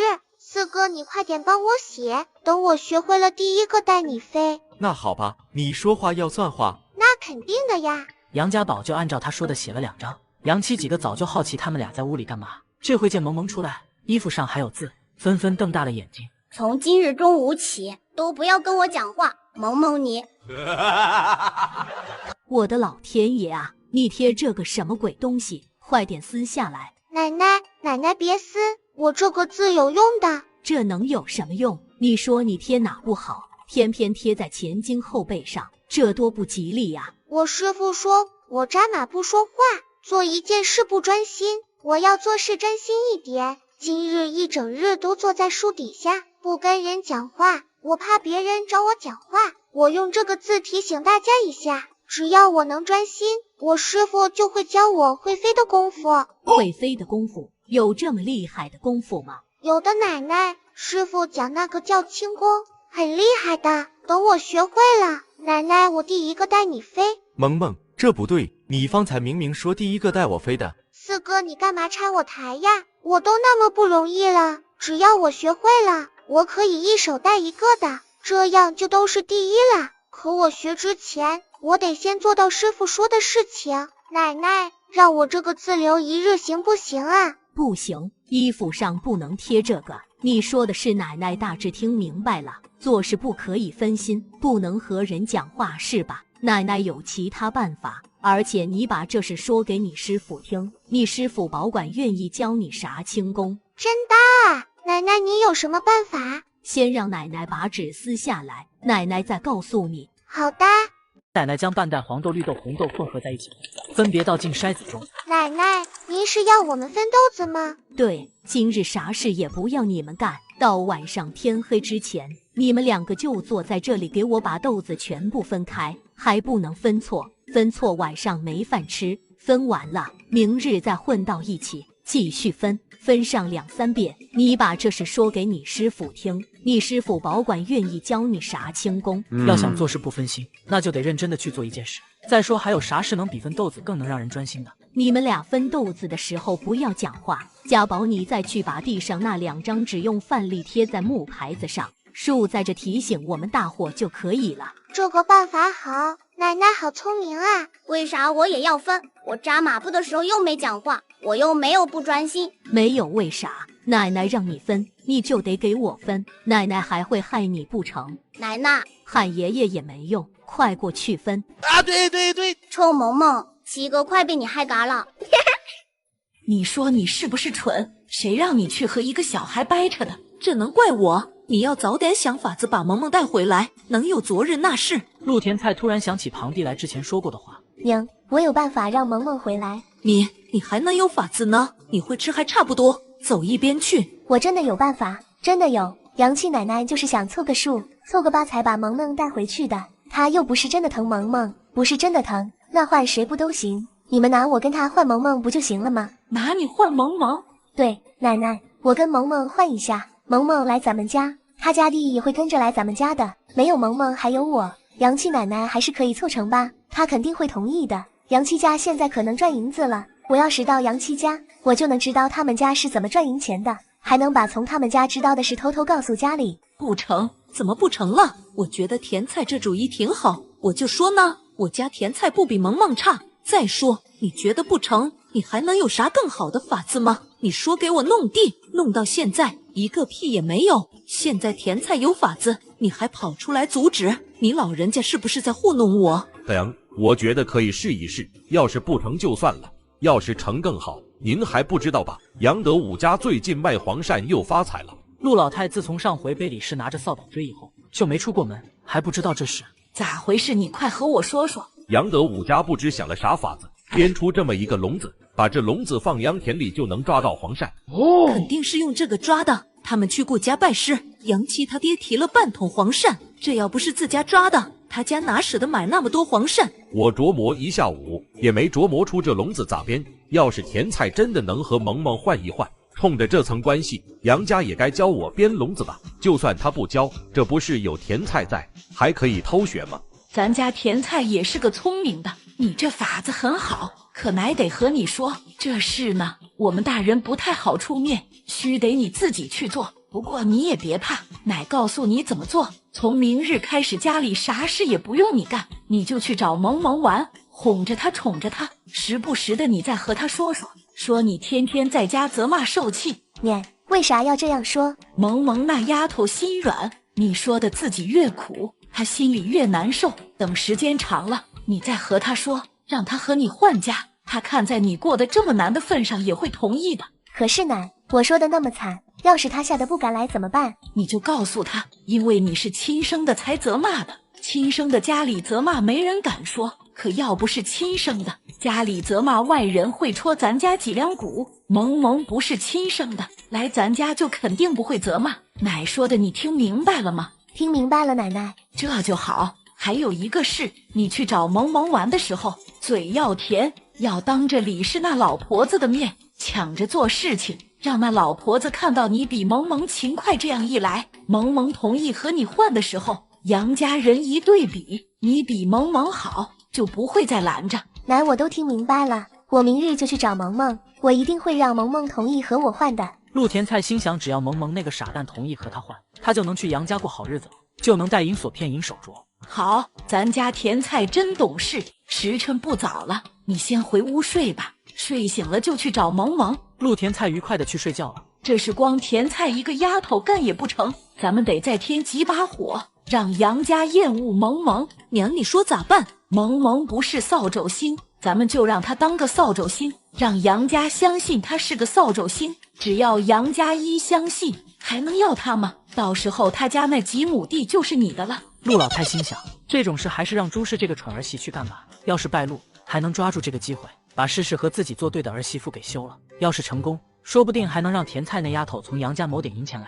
娘，还是你行，这事我清楚怎么做了。你清楚就好，地是为你家谋划的，你去做也别觉得吃亏。看娘说的，我是那不懂事的人吗？第二天一大早，两小一起去顾家。临走的时候，萌萌还把那个不要找他讲话的牌子扛在肩膀上。萌萌，你还扛这个干什么？奶奶不是已经告诉我们分豆子的办法了吗？分豆子和扎马步还是有点不一样，我担心我扎马步的时候还是会忍不住讲话，我把这个扛去提醒我自己。杨七没再说啥，可当白师傅和顾玉看到的时候，绷不住了。萌萌，你可真丑！这就是你想出的让自己不分心的法子？才不是，这个只是提醒我扎马步用的。奶奶让我们在家分豆子的。奶奶说分豆子也可以让人专心做事，只要我分好豆子也是一样的。你奶奶倒是个人物，行吧，东西放下，即刻练习起来。今日2刻钟。很快2刻钟到，今日就到这里，明日再来。是，师傅。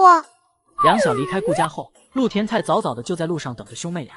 萌萌、杨七，陆酸菜，你想干嘛？萌，我不和你打搅了，也不抢你衣服了，我们和好吧？这是你的衣服，我还给你。衣服都被你穿破了，我不跟你和好。七哥，我们回家。萌萌才不和你这根酸菜玩，和你玩，萌宝都得变成酸宝。杨七，你怎么这样？我都主动把萌萌衣服还给萌萌了。萌萌，你要是嫌衣服破掉，我把这个鸡蛋赔给你。你还我衣服，我就要跟你和好呀。衣服本来就是我的，你还给我是应该的。我不要你鸡蛋，也不要衣服，我也不跟你玩。萌萌，你要是嫌鸡蛋不够，我把麦芽糖也赔给你。嘿哈嘿，陆甜菜，你看见了吧？我可是会功夫的，我很厉害的，我跟你讲，厉害的我自己都害怕。我说不跟你和好，就不跟你和好。你要是再跟着我，我就用功夫揍你。你不和好就不和好，你怎么还凶我？你又说假话，我都没碰到你，以后别来找我。萌萌，我们回家。甜菜伤心的跑回家，陆老太见他这样回来，你不是去还衣服了吗？咋衣服还在这？他不肯跟我和好，还凶我，真是个小笨蛋。他凶你，这不正好吗？你还回来干什么？你就应该抱着衣服去杨家，和杨七奶奶说你想和萌萌玩，萌萌不跟你玩，还凶你，这样杨七奶奶就会越来越不喜欢萌萌。真的呀？奶奶还能骗你吗？那我这就去杨七家。小姑娘抱着衣服就跑，陆家老大媳妇听得直皱眉，实在是忍不住了。娘，甜菜才几岁，你就教她这些，这长大以后得变成什么样子？能变成啥样？小孩子学的心眼多点，总比跟着他娘像个蠢货一样强。可他才几岁啊？陆家老大媳妇心想，这样教下去，长大以后只怕就不是坑外人，而是连着家里人一起坑。他琢磨琢磨，还是提点一下三弟妹吧。大嫂，咱娘还能害甜菜吗？你巴巴的来跟我说这些，该不会是你嫉妒我家家要比你家多几亩地吧？我可跟你讲，那几亩地你想都别想，你要敢打主意，别怪我让你家战功折桂上不成学堂。你爱咋咋去。注释一番话，气得陆家老大媳妇转头就走。萌萌和杨七一到家，就遇上杨德武的火牛车，带着杨家宝一起去县城卖黄鳝。爹，早去早回，你一定能卖多钱的。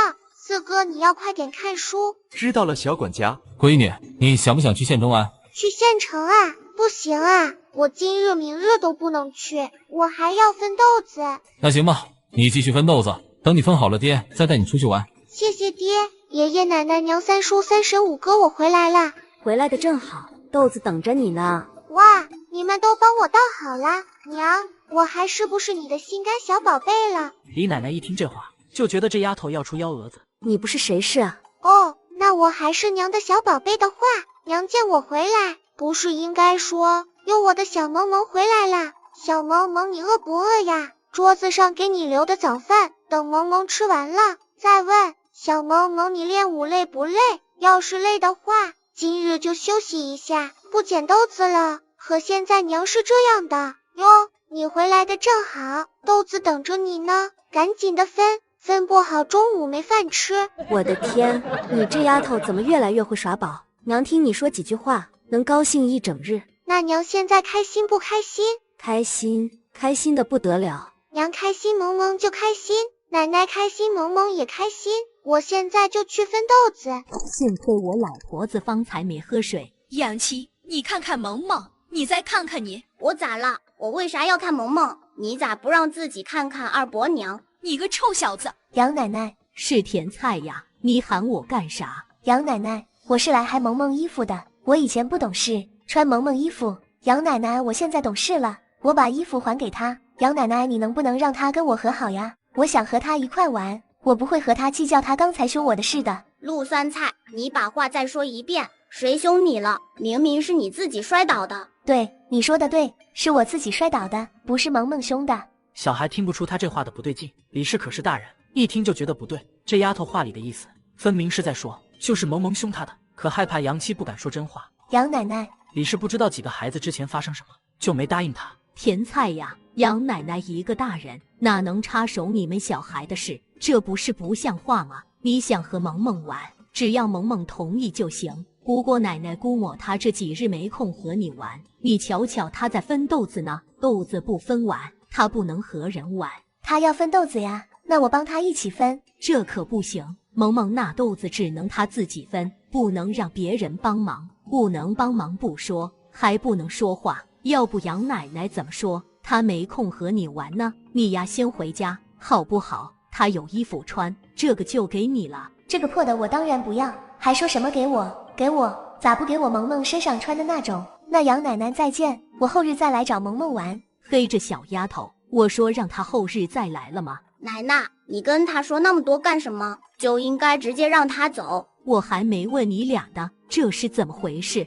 奶奶，我耍给你看。我就这样嘿哈了一声，甜菜他就一下子坐在地上，坐下去后他又哭，说是我打他的，可我树枝根本就没有碰到他。好了好了，你可别再耍什么剑法了，奶奶相信你。对，奶奶，你得让萌萌少说点话，我受不住了。她一说话我就想笑，我一笑就肚子疼。你让她少开点口，整天这样笑不行。净是胡说。陆甜菜从杨家出来后也没回家，找个地方偷偷把鸡蛋和麦芽糖吃掉，又把嘴巴擦干净才回家。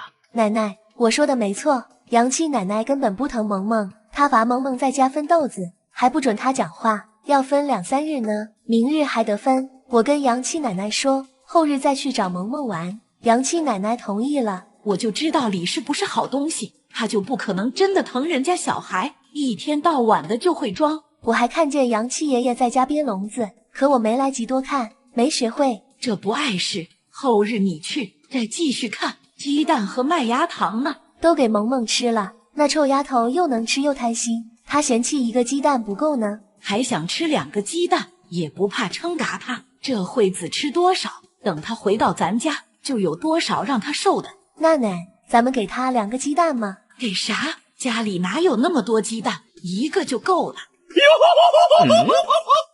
你快点把它放下来，再转晕了，一到家脸不洗手不洗的，出什么鬼？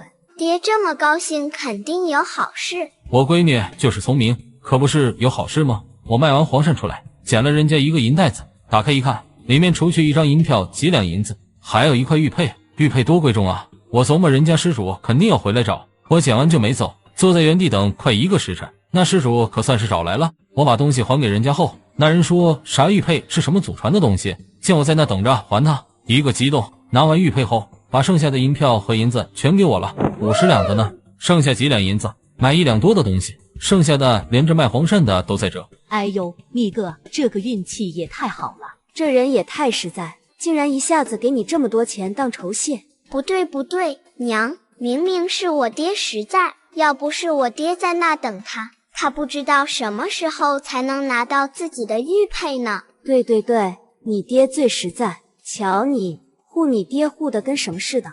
我闺女肯定要护着我的，这是人家单独给的酬谢费，不属于宫中，你自己收着吧。几两碎银子我留着，天不在家用里。哎，您不要啊，这又不是卖黄鳝的钱，我拿着像什么话？谢谢娘。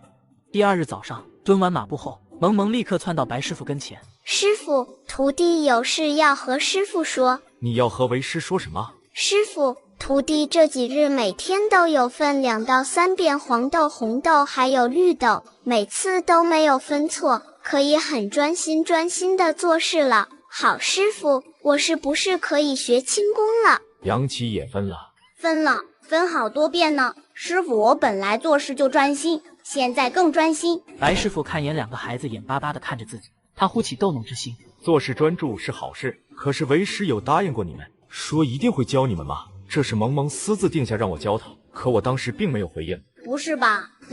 那要是师傅真的没回应，我不是白分这几日豆子了？你自己好好想想那日为师有没有答应他。萌萌，七哥想哭。别哭，七哥你可是男子汉，男子汉不能哭的。可我是女孩子，女孩子可以哭。然后呢？然后我就哭啊，呜呜。萌萌好伤心呀，师傅不疼萌萌啦。萌萌想学轻功，师傅都不教。徒弟想学飞，呜呜。师傅你就答应徒弟吧，徒弟好艰难的。你很艰难，和为师说说，你哪里艰难？徒弟就是好艰难，奶奶对我特别好，我就想学轻功带奶奶飞报答奶奶。可是师傅不答应徒弟，徒弟就不能报答奶奶。师傅说徒弟艰难不艰难？师傅，好师傅。你不是哭了吗？怎么眼角没眼泪？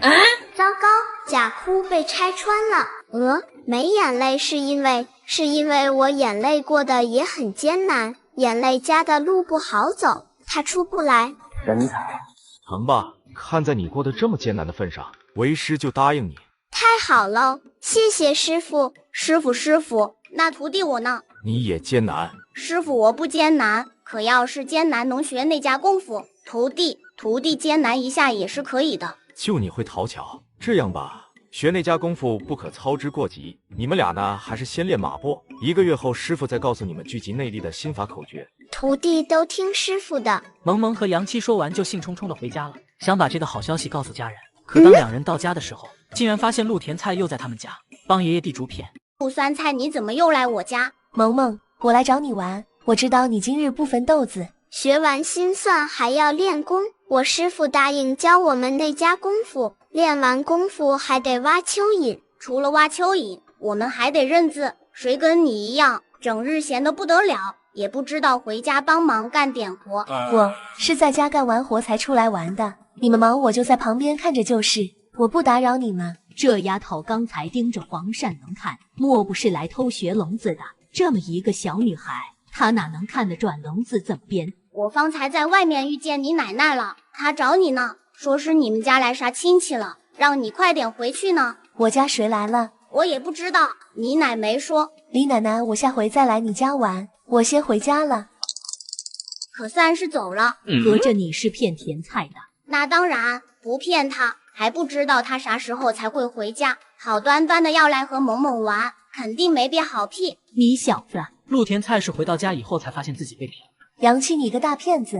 甜菜，杨家的笼子你可看会呢？知道怎么编不？会一点点，我再看2日就会了。那你快点，先别急着哄萌萌那丫头，先把笼子学会再说。知道了。次日，杨七和萌萌从顾家学舞回来，就看见陆田菜又蹲在杨善人跟前。你怎么又来了？七哥，别管他了，你继续教我心算。杨善人看眼跟前的小姑娘，这小丫头一来就蹲在这，为的是啥他多少明白点。可一个小孩不可能有这份心思，肯定是大人教的，他也就没撵人，可也没去教。能不能看会，又能看会多少，就是你自己的本事了。萌萌，我觉得甜菜在偷学咱家黄鳝笼，学也没关系的，反正抓黄鳝卖的是小钱，等我知道怎么养鱼，谁爱抓黄鳝就让谁去抓好了。可我还是看他不爽。那怎么办？撵又撵不走，你又不能真的凶他，他要是在咱家挨凶的话，奶奶他们会被人说的，真是气人。七哥，你生气他又不生气，不划算的。七哥，这是回头再说，你先教我心算。那好吧，昨日学到剪银子了对吧？你听好咒语，1下1上4去5，2上3去5。当晚吃完饭，他就高兴地拽着杨德武，让杨德武考他。你真的会了？真的会，七哥很厉害的。那我真考了。先说好，没算出来不许哭哦。我不哭，3岁小孩才哭的。这5岁小孩竟然嫌弃3岁小孩起来了。3两银子加上12两银子，一共是多少？15两，对不对呀，爹？对，那50个铜板1斤的黄鳝，咱们一下子卖82斤，能卖多少钱？4两银子100个铜板，对不对，爹？对不对？对。爹，你说谎，我明明算错了。30斤黄鳝50个铜板1斤，那是1两5的银子，我说的是1两6。咦，你算错了吗？就是错了。哦，那就错了。你爹根本就不会心算，你问他，他也不知道对错。你爹每回去卖黄鳝，都是在家称好算好的，明日让你七哥考你，再不然去找你师傅考你。萌萌学会心算的功夫，陆田菜也不遑多让，竟然真让他记住编黄鳝笼子的步骤。对，就是这样的。你还要削签子，穿蚯蚓。好，真好。大有教你大哥二哥，教会后，今晚你们少睡点觉，多编一点。明日傍晚咱也去抓黄鳝卖。好的，娘。你这丫头还算有点聪明劲。咱家甜菜本来就不差，比萌萌好看，又聪明，以后肯定能大富大贵。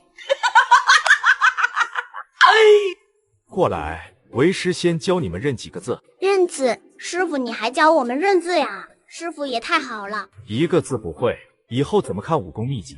不是所有剑法刀法都有图画，有的只有一些字。假如你不认的字，你怎么学呢？若是让别人念给你们听，别人故意念错几个字，那会酿成大祸的。师傅你太好了，萌萌给你养老送终。为师可谢谢你了。为师今年不过20有4，还没到考虑养老送终一事的时候。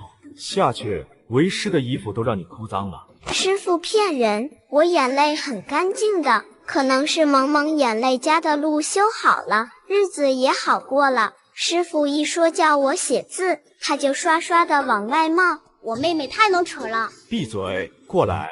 今日为师教你们学3个字即可。知道了，师傅。二叔，他家甜菜整日往咱家跑，还真是去偷学笼子的。一个丫头片子还能学会编笼子，真是小看她了。咱不管他，咱收自己的。叔侄俩正说的，就听到有人喊：“救命啊！”谁喊救命呢？好像是甜菜他爹。救命啊！救命！杨德武没想那么多，直接就过去了。可到那一看，他鸡皮疙瘩都起来了。吓黄鳝没吓到，反倒是抓1两笼子的毒蛇，且还被咬了。太保，快回去通知田菜家人，再喊下孙大夫。家千方百计得来的抓鱼法，没想到黄鳝没抓到，却抓来了1笼子竹叶青。接上集。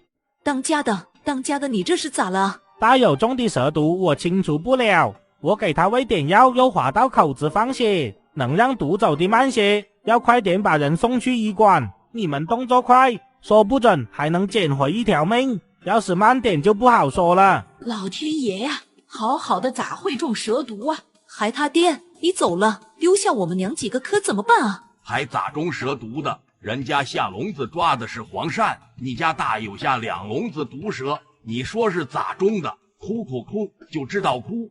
斧头他爹送小子，你俩快点把人抬着去村里赶牛车。一行人还没进村呢，陆田菜顶着一脸灰跑来。娘，奶奶，大事不好了，咱家着火了。咋好好的着火了？我不知道，现在都在救火呢。那陆家嫂子赶紧回家看看去，猪是你跟去镇上。原来婆媳俩急忙来的时候，碰倒了灶台底下露在外面的那一截柴火。祖孙俩回到家的时候，火已经被扑灭，只是笼子全倒了。我的老天爷啊！好好的怎么就着火了？这是倒了多大的霉呀！陆大有昨日傍晚弄笼子去下黄鳝的事，杨德武一回家就和家里人说了。这好好的咋遇上蛇？要我说，这就是报应。咱家抓这么久的黄鳝也没遇上蛇，他家倒好，还偷学咱们笼子1日，就被毒蛇给盯上了。这事不太好说，咱家抓这么些日子，也卖不少银钱了。这黄鳝干脆咱也不抓了，万一和陆大友一样遇上蛇，只怕咱卖黄鳝的钱还不够送给医馆的。是啊，1笼子的毒蛇光听着就吓人，不抓就不抓吧。既不抓了，家里的黄鳝就不提去卖了，分一些送去给顾家和白先生，再送点给李正，剩下的都留着自家吃。都听娘的。萌萌是从顾家回来后，知道不抓黄鳝家里就没有收入，他坐着发呆着，有些愁。萌萌，你在干嘛呢？白日做梦呀。这个词倒是很符合你现在的状态。顾三，你来了，你们家人呢？怎么就你们在家？我奶他们去地里拔草了。我跟你讲，萌萌坐在那已经快1个多时辰了。为什么要坐在那？他想养鱼，可他不知道怎么养，就在那想办法发呆。萌萌别想了，我知道怎么养鱼。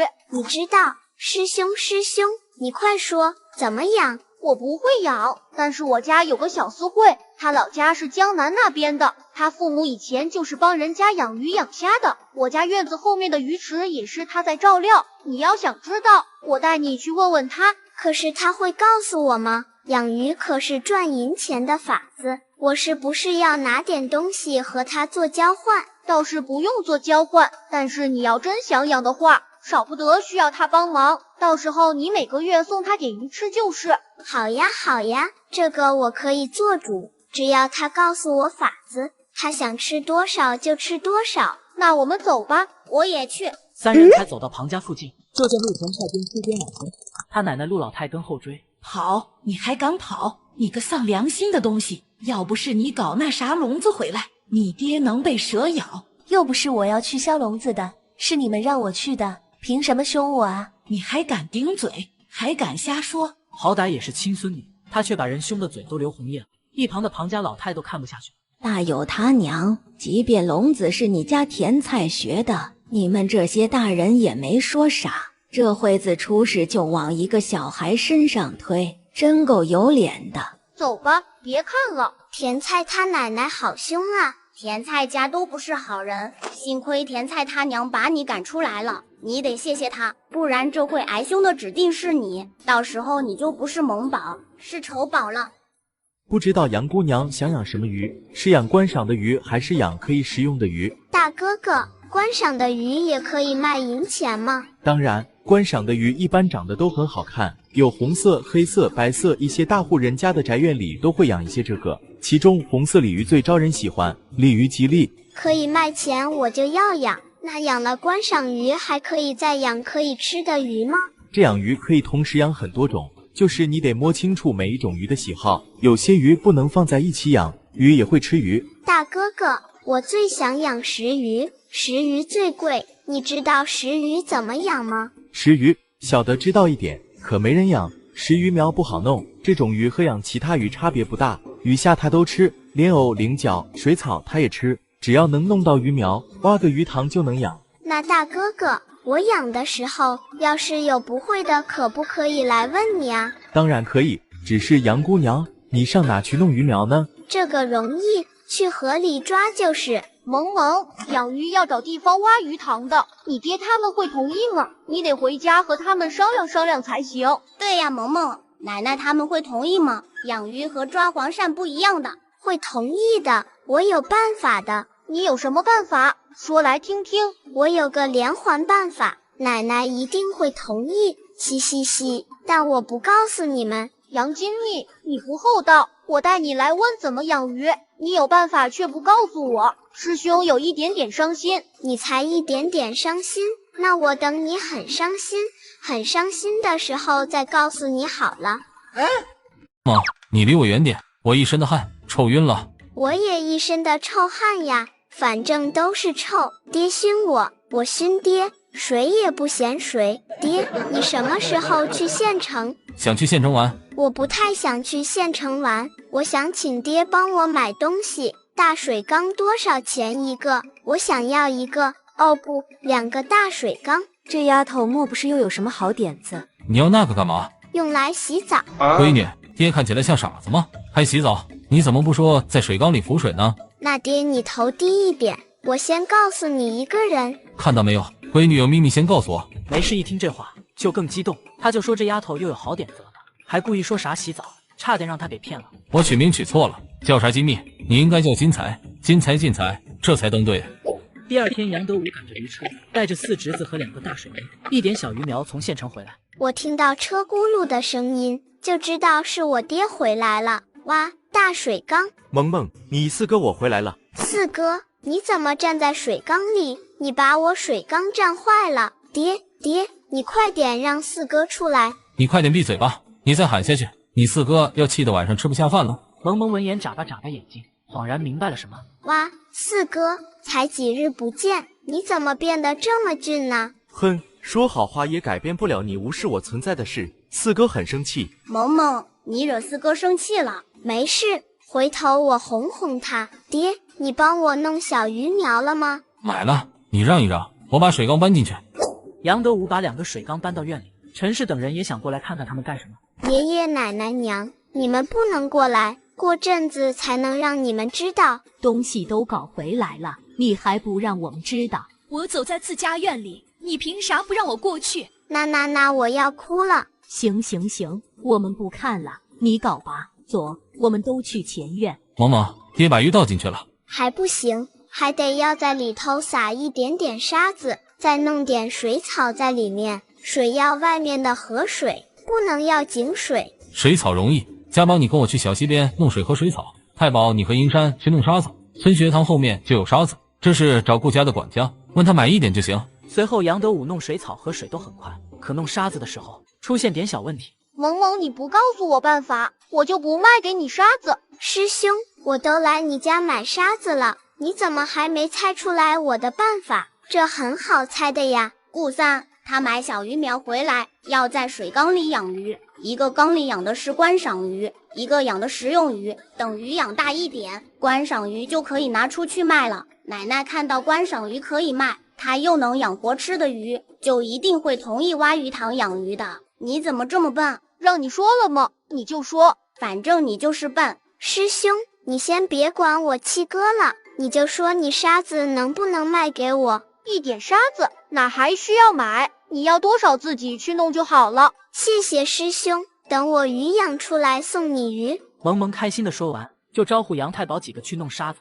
他做一件事就许诺人家一条鱼，他养的鱼够分吗？可别养到最后鱼全送人了，自个一条没得卖。我哪知道杨姑娘要养多少条鱼呢？这可不是个好习惯，回头须得提醒一下小师妹。主子，到您练习琴艺的时辰了。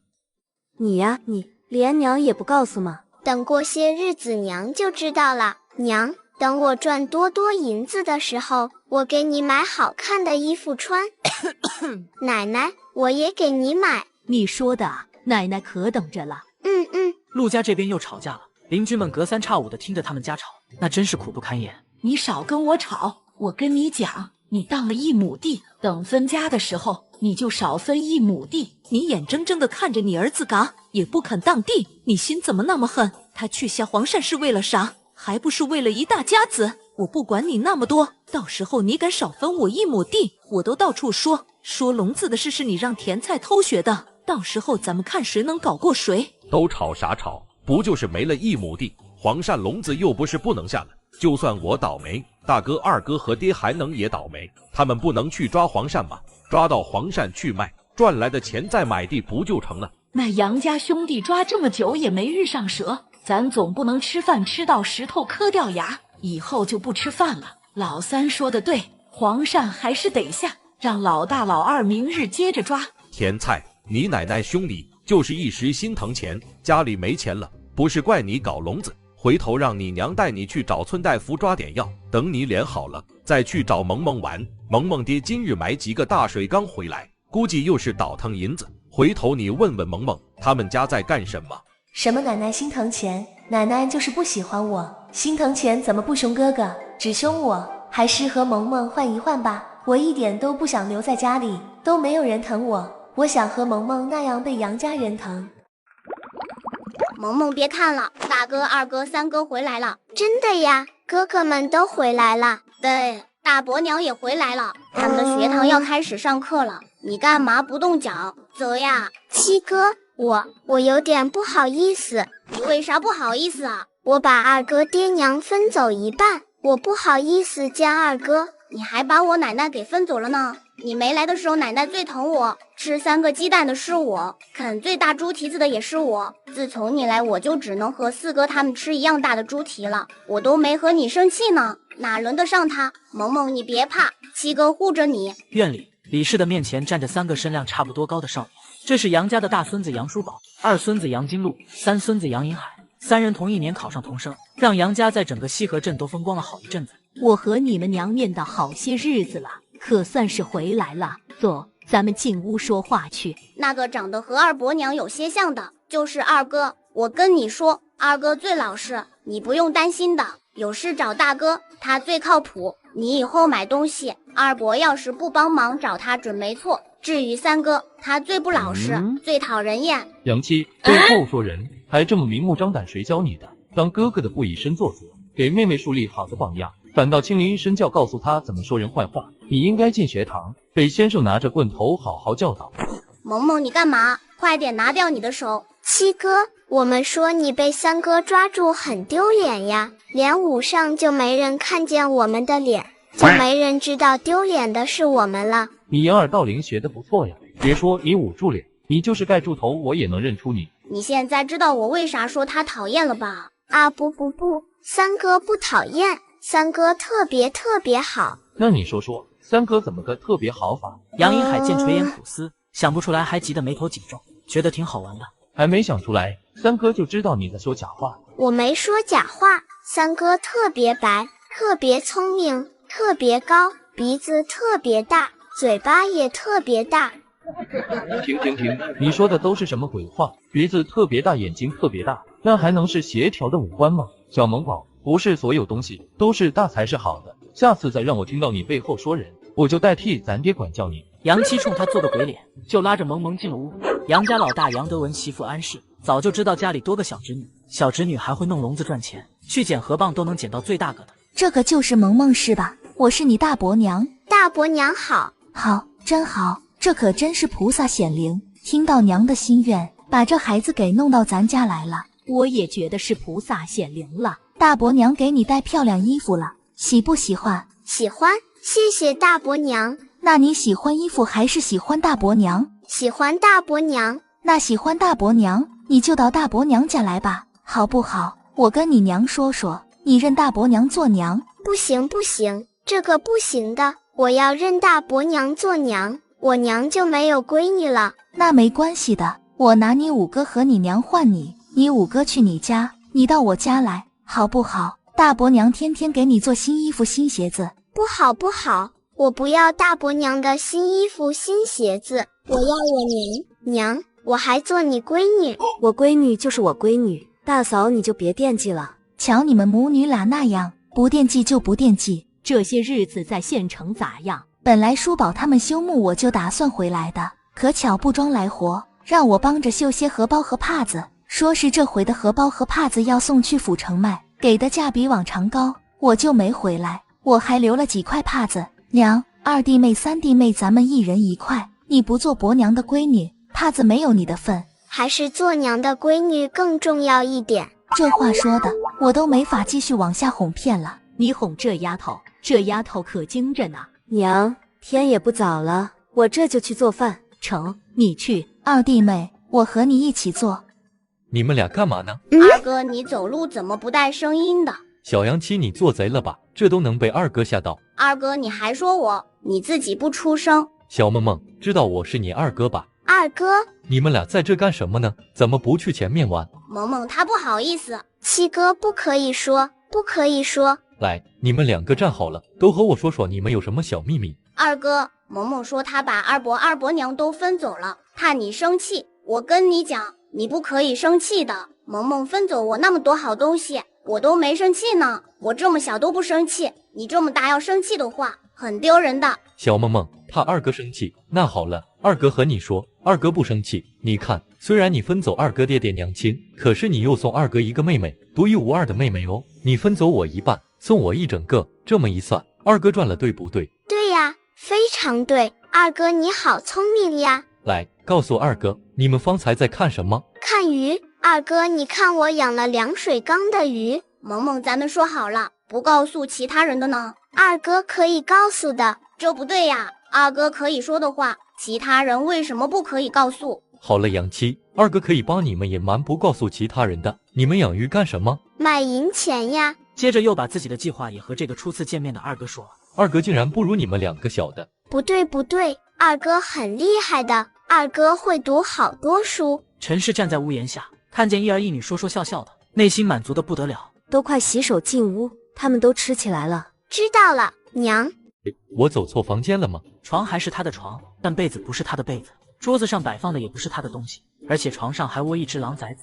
娘忘记告诉你，娘把你的房间改给萌萌了，反正你又不常回来，晚上你去你奶那边的厢房睡就是。一惊一乍什么呢？这个家里的房子都是老子的，给你住那才是你的房间，不给你住你啥也没有。哎，我还什么都没说呢。咋？你还想说什么吗？没，我什么都不想说。二哥，我们可以用一个房间的呀。不行，这不行，一个个都多大了？二哥觉得你只有半个爹，太可怜了。二哥心疼你，把另一半也送给你。二哥不要爹了吗？可你不要爹的话，爹知道会伤心的，你也会被凶的，就是那种小棍子凶屁股，哎呦哎呦，可疼了。你用不着形容的那么真切，这事只有我们两个知道。你不告诉爹，爹就不知道，二哥就不会挨凶。你看爹那个凶样子，话还没说，眼睛就瞪起来了，难为你都不怕爹。爹不凶，爹很好的，还带我去村里玩，还帮我买鱼，还带你去玩，那八成是个假爹。不管那么多，你就说你要不要？要。那咱们就这么说定了。可是二哥，这样你就只有半个娘了，好可怜的。没事，二哥比你年长，不怕可怜。那这样吧，你都送我半个爹了，我也不能太小气，我也送你点东西。二哥，你跟我来。真是个臭小子，还把他送出去。去，老子稀罕他还是怎么的？陈氏看着杨德武抿嘴直笑，他还担心金露和萌萌处不好，想不到两人比他想的处的还要好。屋里，萌萌打开自己的木匣子。二哥，我把我的财产送你一半。哇，小萌宝，你怎么这么有钱？因为大河蚌是我捡的，奶奶分钱的时候分给我2个银锭子，给娘1个收着，我自己留1个，买笔墨用去一些，这个送给你，就当是你送我半个爹的还礼。这个还是算了吧，二哥送你的不用还。可是你不收的话，我也不好收爹呀。那你到底是不是要真送我爹呀？要是的话，你就拿着银子；要不是的话，就是你大人骗小孩。那行，二哥就谢过萌萌了。兄妹俩说的太高兴，一直到说到很晚了才停下。今日就到这，马上你们俩就要去学堂，字就不认了。回头你们跟着先生学，晚上需12课，班主会去接你们。以后晚上为师带顾玉和你们在后山练功。知道了，师傅。都滚吧！顾玉和杨七听这话就连忙退出去，但是萌萌却跑到师傅跟前瞅几眼。还不滚？站着干什么？徒弟马上就滚，师傅你要看好喽。师傅，徒弟滚完了。这丫头，你说她傻吧？她比谁都精。你要说她精，又呆呆的。萌萌，你好笨，师傅又不是真的让你滚，你干嘛真滚？我知道师傅不是让我真滚。七哥没看见师傅的2条眉毛都皱成小虫子了吗？我听爹说，人一皱眉毛不是心里有事，就是不开心。师傅不开心，我就逗逗他开心。有吗？我怎么没注意到呀？萌萌没有看错，杨七以后你要细心一点，学武必须细心。不过师傅不是不高兴，而是救急复发。救急？顾三，你说话别跟我三哥一样，让人听不懂。救急就是老毛病的意思。师傅以前受过重伤，治好之后还是留下一点后遗症，每过几个月，伤口处就会酸疼难忍。那师傅的多难受呀！要是能帮到师傅就好了。这事就连大夫都没办法，我们就更没办法。顾三，你跟我们一块去学堂念书吗？我不去，我在家念。那好吧。怎料萌萌要去学堂读书的事很快就被甜菜他们知道了。萌萌，你别跑，我们不凶你。弟来，你帮我拦着萌萌。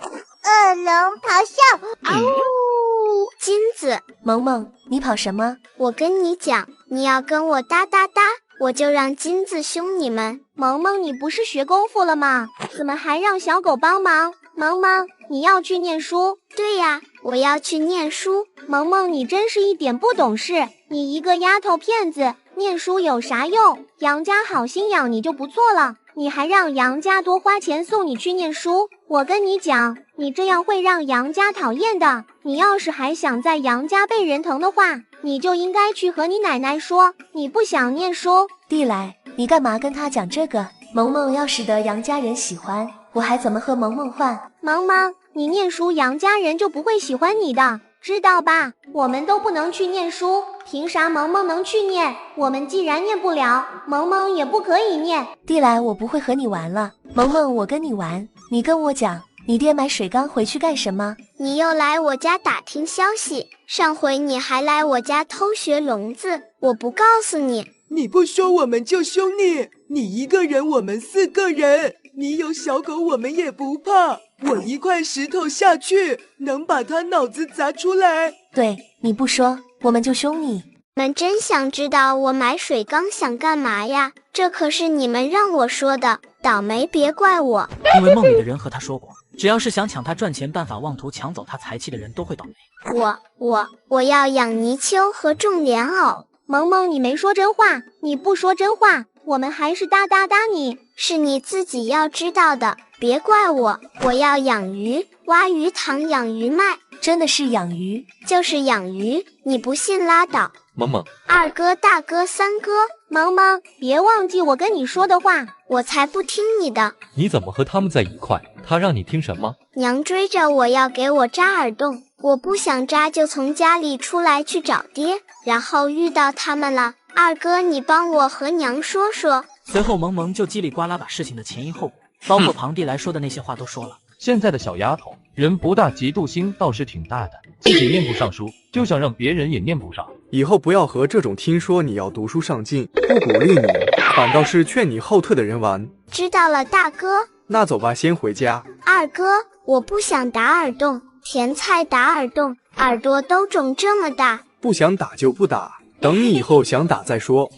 爹，我知道杨家买水缸干啥了。他们家要干啥？他们家要养鱼，还要挖鱼塘。对呀，我怎么没想到养鱼卖多好？可他家买水缸干啥？也养鱼。我也不知道，他一开始说养泥鳅种莲藕，后来被我们河旁地来吓唬，他才说出要养鱼。这是80%是真的。我听说人家养鱼塘里都要放莲藕，卖鱼的时候正好还能卖一季藕。可他们家买水缸干啥？你管他买水缸干啥？说不准就是买回来盛水的。要养鱼就得挖鱼塘，咱家小湾田离水沟近，离家也近，用来挖鱼塘养鱼最好。你还愣着干啥？娘都把地给你挑好了，还不准备去挖鱼塘？赶在秋收前把鱼塘挖好，把鱼苗放进去，说不准年底的时候还能捞点鱼卖过个肥年。是这个理。甜菜，你成日说萌萌有头花，奶奶也给你弄2朵，还有这个也带上。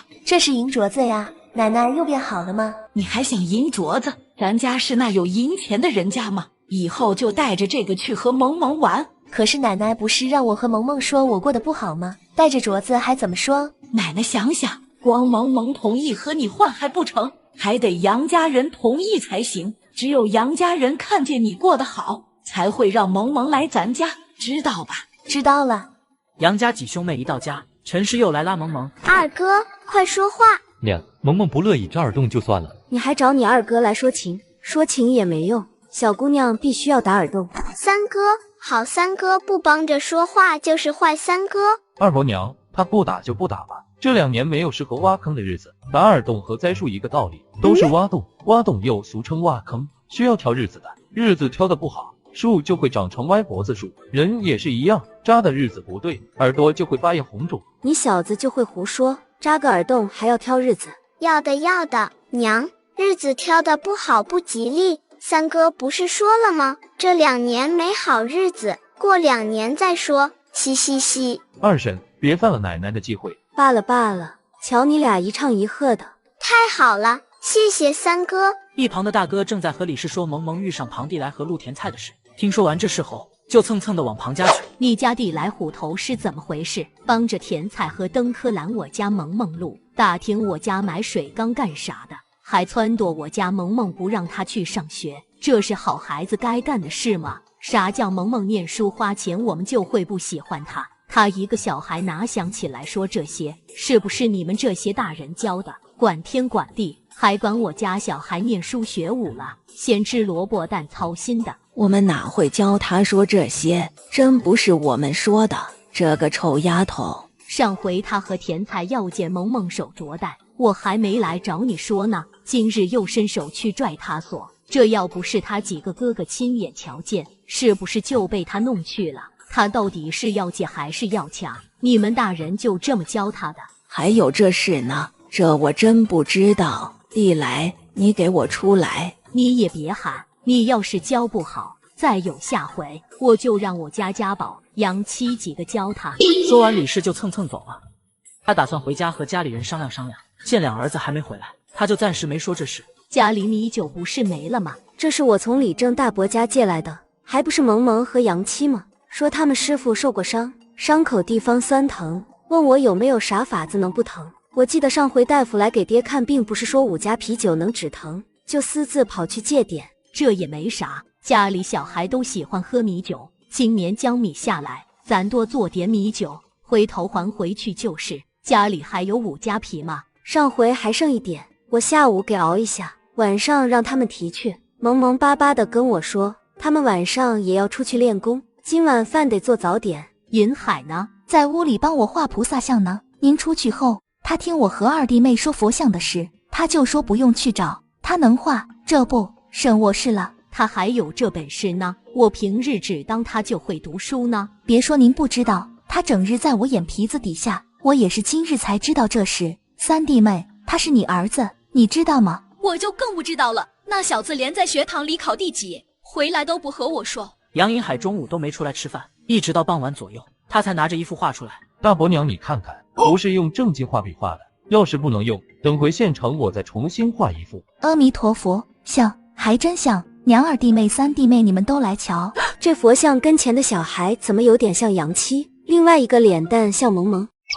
哇，你是谁？你脸怎么和我一样？你是我双胞胎妹妹吗？快叫我一声姐姐。你怎么不说她是你双胞胎姐姐？我已经是家里最小的，不能更小了。啊，对对对，三哥，你是不是在画我？是不是？怎么还画的那么丑？菩萨下面缺个仙童仙女，拿你们做个参考。我已经把你往好看里画了，其实你真人更丑。你才丑，画我你还嫌我丑，我跟你没完。这个画得好，活灵活现的。庙里的菩萨像下面没有仙童仙女，明日回县城我就去买丝线。画自家小孩在上面会不会不好？没事，也就眼睛和脸型有些像，长得好看的小孩差不多都有些像，都是大眼睛双眼皮的。你最俊，全家最俊行了吧？这还差不多。戌时刚过，顾玉的侍卫班竹前来接2个孩子。我帮你拿着，往后山去的路不好走。那谢了。师傅为啥带我们来后山练？修内供需的清净，而且后山树木多，方便你们以后练习轻功。我知道，后山树多，等我们会飞的时候，就可以从这棵树飞到那棵树，以后要想摘果子都不用爬树，直接飞上去就成了。名扬列国让无数人闻风丧胆的白真的徒弟，竟然学轻功就是为了摘果子。你还是慢一步，这套剑法要点就在快，快如闪电，不给敌人反应的时间。是，师傅。班主，你陪着顾玉去里面练。是。师傅，你还疼不疼啊？为师很好。大人就是爱面子，疼也会说不疼的。师傅，我和七哥给你带5加皮米酒了，喝完就不疼了。为师多谢你们的好意，可惜别说5加皮，就是再加上5灵芝也没什么用。师傅给你，师傅你快点喝呀，这个不苦的，不要闹脾气，你喝完徒弟才放心去练功。白师傅心想，他怎么觉得自己和徒弟身份颠倒了？师傅，你快喝呀！好了，剩下的师傅等下喝。为师教你们的口诀都记下了吧？记下了。白师傅接着打通国语，告诉他们如何引气、如何调息等等。当2人学完舞回家的时候，已经是次日辰时。大伯娘、大哥、2哥、3哥，你们现在就去县城吗？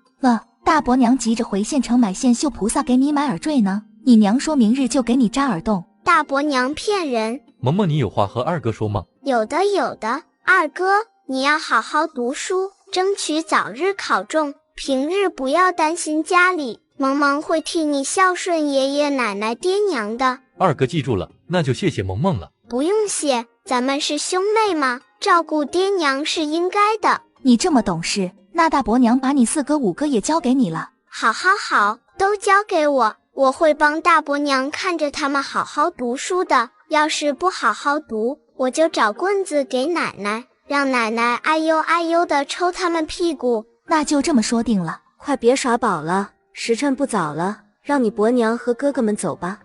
你们怎么练到现在？因为练内功不可以随便停。吃完先去睡一觉。不用睡，我现在一点不困。我也不瞌睡，等想睡再睡吧。堂屋里，李氏正在和2对儿子说登科兄妹蓝萌萌的事呢。这陆家忒烦人，上回来咱家偷学黄鳝笼子，这回又让甜菜几个拦着萌萌打听消息。萌萌不说，那小登科就要打人。他家只怕看见你买水缸，又以为咱家要干什么。这事和小孩没啥关系，肯定是大人教唆的。汤家我找过了，这陆家你们瞅着咋整？昨日我就想问你们来着，我不想让叔宝几个掺和这事，才没问。老二，你干啥去？当然是揍人去。陆家那几个说理是说不通的，这次说了，下次还得来打探。这种人就是欠揍。杨哥，你和老3赶紧的跟上去。七哥别吃了，咱们看看去。等我吃完再说。咱们去能干嘛？你拿着吃，你不是喜欢看热闹吗？好吧，那我们快走。杨德武得知陆大有几兄弟都在小湾田挖鱼塘，便急忙的赶过去。嘎人了，我的娘呀，快来人呐！虎头他爹哪里嘎人了？德武大兄弟陆家地里嘎人了，那地里全是尸骨，我要去韩里镇，你们最好别过去。这有什么好怕的？爹，3哥，我们过去瞧瞧，咋回事啊？陆大有家不知道咋想的，想挖鱼塘养鱼，谁知道他们家地不干净，挖着挖出尸骨。这要只是几根也就罢了，关键是你看那前面，那全是……杨礼正听说也是倒吸了一口冷气。尸骨呢？报官，赶紧去个人去赶我家牛车报。他娘谁家的地？上辈子干什么缺德事了？这他娘的哪是地？分明是不知道哪辈子的尸坑。我的天老爷呀！你说你们家也是够倒霉的，你选哪块地挖鱼塘不好，偏选这块，平日栽秧种地挖的不深，也碰不到下面的东西。这下倒好，你挖鱼塘挖的那么深，直接把人家阿飘的床给挖了。可不是嘛，这么多尸骨，阴气的多重啊！这万一被缠上，会不会说点人话？都一个村的，你就咒我家被阿飘缠上，我家要真被阿飘缠上，我第一个去你们家。你这娘们真是不知好歹，你家地离咱们村子那么近，这要是有点啥，我们村只怕都得跟着遭殃。我们大伙还没找你家算账呢。就是呀，现在都知道这个地方了，以后还有谁敢从这走？你说你们家抓个黄鳝抓的不是毒蛇就是蛤蟆，挖鱼塘又挖出一堆尸骨，该不会你们家本来就被啥缠上了才这么倒霉的吧？该不会是陆志远显灵了，再找你们家算账吧？那小萌宝在你们家刷碗扫地打猪草样样都干，偏偏你还不让人吃饱饭，又把人给赶出来，他一走你们家就接连倒霉。和你看看人杨家，自从李氏把人带回去，养得跟胖娃娃一样，人家就干啥顺啥，捡河蚌能捡大珍珠，抓黄鳝一晚上能抓70-80斤。哎呦喂，80%是陆志远在感谢人家呢。他这么一说，祝氏心就慌得不行。放屁！奶奶，前面真的有很多嘎人呀！哟，你俩咋来了？都快回去，这可不是小孩能看的。奶奶，我们不怕的。不怕也不能看，回家别沾上晦气。杨德武兄弟相互看一眼就跟着走了，人家都倒霉到这程度，他们再打人就有点不厚道。师父师兄顾老爷，你们怎么也来了？前面真的有大量尸骨吗？我们没看见，就听人说有尸坑。奶奶说小孩不能看那个，师兄你跟我们一块回去吧。没事，我去看看就回来。那随便你吧。白兄弟，你看如何？很蹊跷，来川县100年来都未曾经过战乱灾害，尸坑来的毫无道理。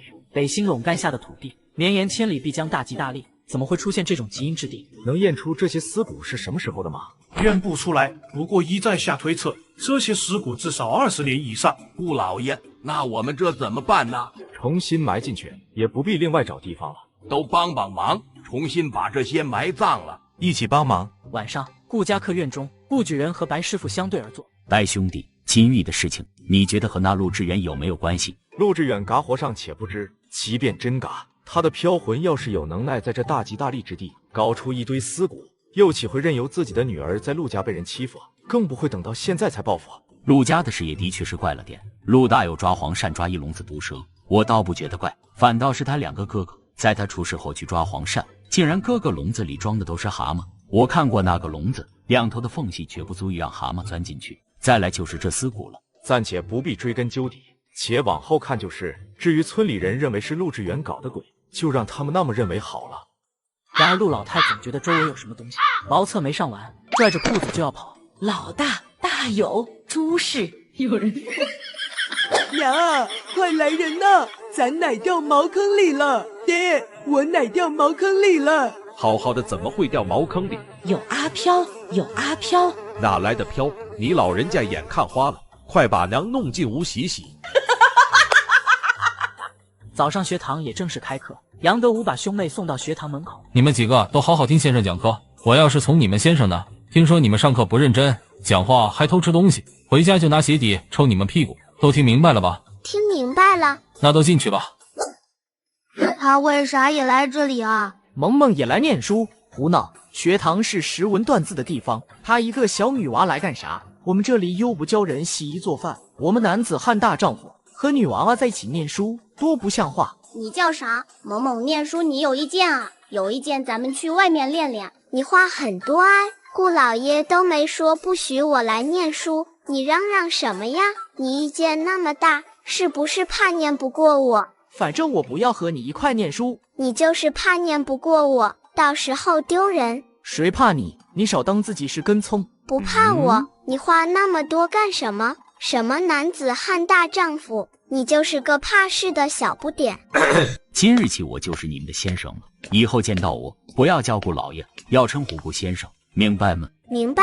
李清风，你与杨金密的争论，先生已经在外头听见。这人待人呢有差别，可书本待人无差别。书本不会因为你是个男孩就让你多认得几个字，也不会因为她是个女孩就少让她认得几个字。对于书而言，你们是一样的，你可以读它，杨金密也可以读它。李清风觉得先生说的不对，可他又找不出反驳的话，只对着萌萌冷哼一声。你哼什么哼？再哼我哒哒哒你牙齿。杨言和，君子动口不动手。顾先生，我知道这句话的意思，可我不是君子。我二哥说男子才可以说君子，他要一起念，就好好念，要是不愿意还叽歪个不停，我忍不住我就哒哒哒他。你也不可以这样，要不然先生就罚你抄字。好了，你最小，坐到第1排去。李清风，你坐到第3排。安排好学生的座位，他才打开书本，开始今日的第1堂课。人之初，性本善，性相近，习相远。苟不教。天上的公主下凡历练，第一步便带领全家挖鱼塘致富，没想到却挖出了一棵邪树。接上集。杨家婶子，快去地里，你们家地里出事了。咋了？我家地里出啥事了？你们家里挖出东西了，挖出一棵邪树。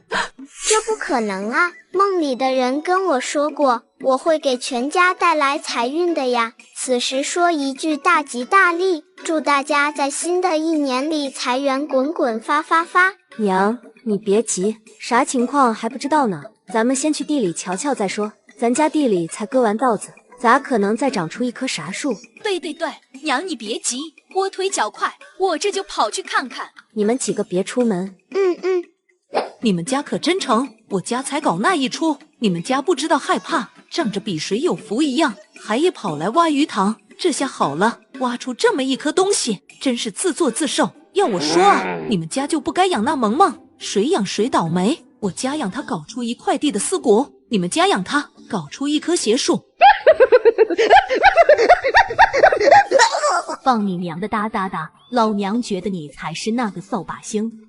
你个嘎老婆子，你又打我！上回你打我，我还没找你算账呢。你个什么？在瞎嚷嚷哒哒哒你的嘴！老二，挖的东西呢？啥邪术？我瞧瞧。喏，整棵树都黑乌乌的，奇的是树的样子像个人。杨哥，你也觉得这是邪术？不确定，我让老三去找过巨人来了，我瞅着像乌木。这哪是像啊？这八成就是。他正激动着，顾巨人来了，同来的还有白师傅。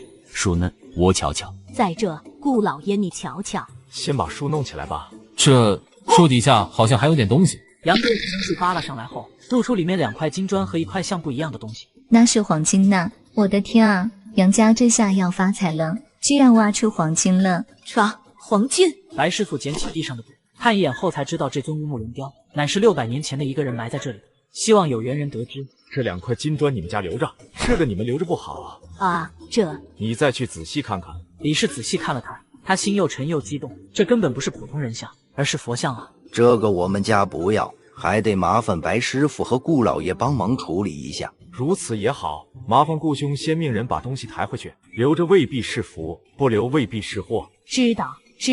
这块地不错，养鱼方好。白师傅和顾举人回去的路上遇上了喜欢看热闹的萌萌。师傅，顾先生，这个是什么呀？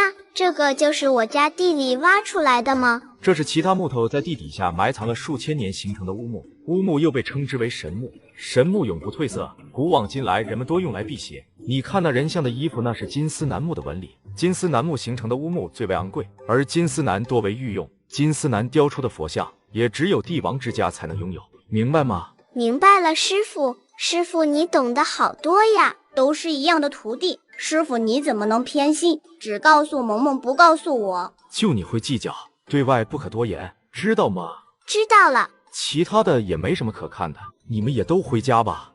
这只怕还得白兄弟来处理了。出现在杨家地里，也不知道是好还是坏。若是天赐的，那就是祸；可若是人为的，那就是福。天赐金丝楠佛像，等同于说这家人与帝王有缘。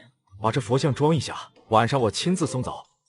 陆老太自从摔断腿，心情就没好过，见朱氏黑着脸回来，张口就喷。我家缺你吃喝了，还是苛待你了？你拉着那个鬼脸给谁看呢？您老人家也有脸说我，你也是挑地挖鱼塘，那李氏也是挑地挖鱼塘，人家挑的地就能挖出黄金，你挑的就只能挖出丝果。你说啥黄金？我说李氏那老婆呢，也让儿子去挖鱼塘，人家今日挖出2块金砖。我的天老爷啊，志远呐，是你吗？你要是有气，你找祝氏那娘了呢？你个丧良心的，你不能那么狠心啊！咱们可都姓陆，姓杨的那才是外人，你咋能有好事便宜外人啊？都是你这臭娘们，都是你把萌萌赶走，咱家才会这么倒霉。要不是你，现在那些黄金都是咱家的，我打嘎你！陆大有你个混蛋，他还敢跑，把门给我关上，打，给我狠狠的打！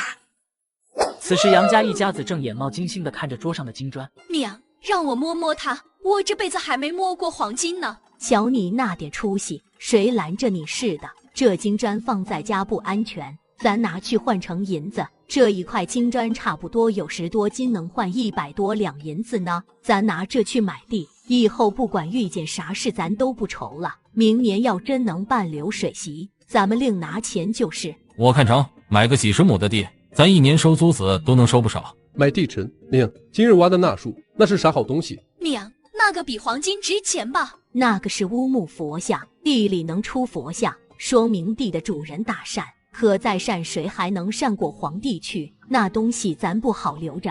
我是奉白公子的命来接萌萌和杨七去后山练武，白公子今晚出发去府城了，暂时由我代替。萌萌、杨七，快点过来！来了，班主哥哥，我师父什么时候回来呀？ 10日左右。哦，那我们走吧。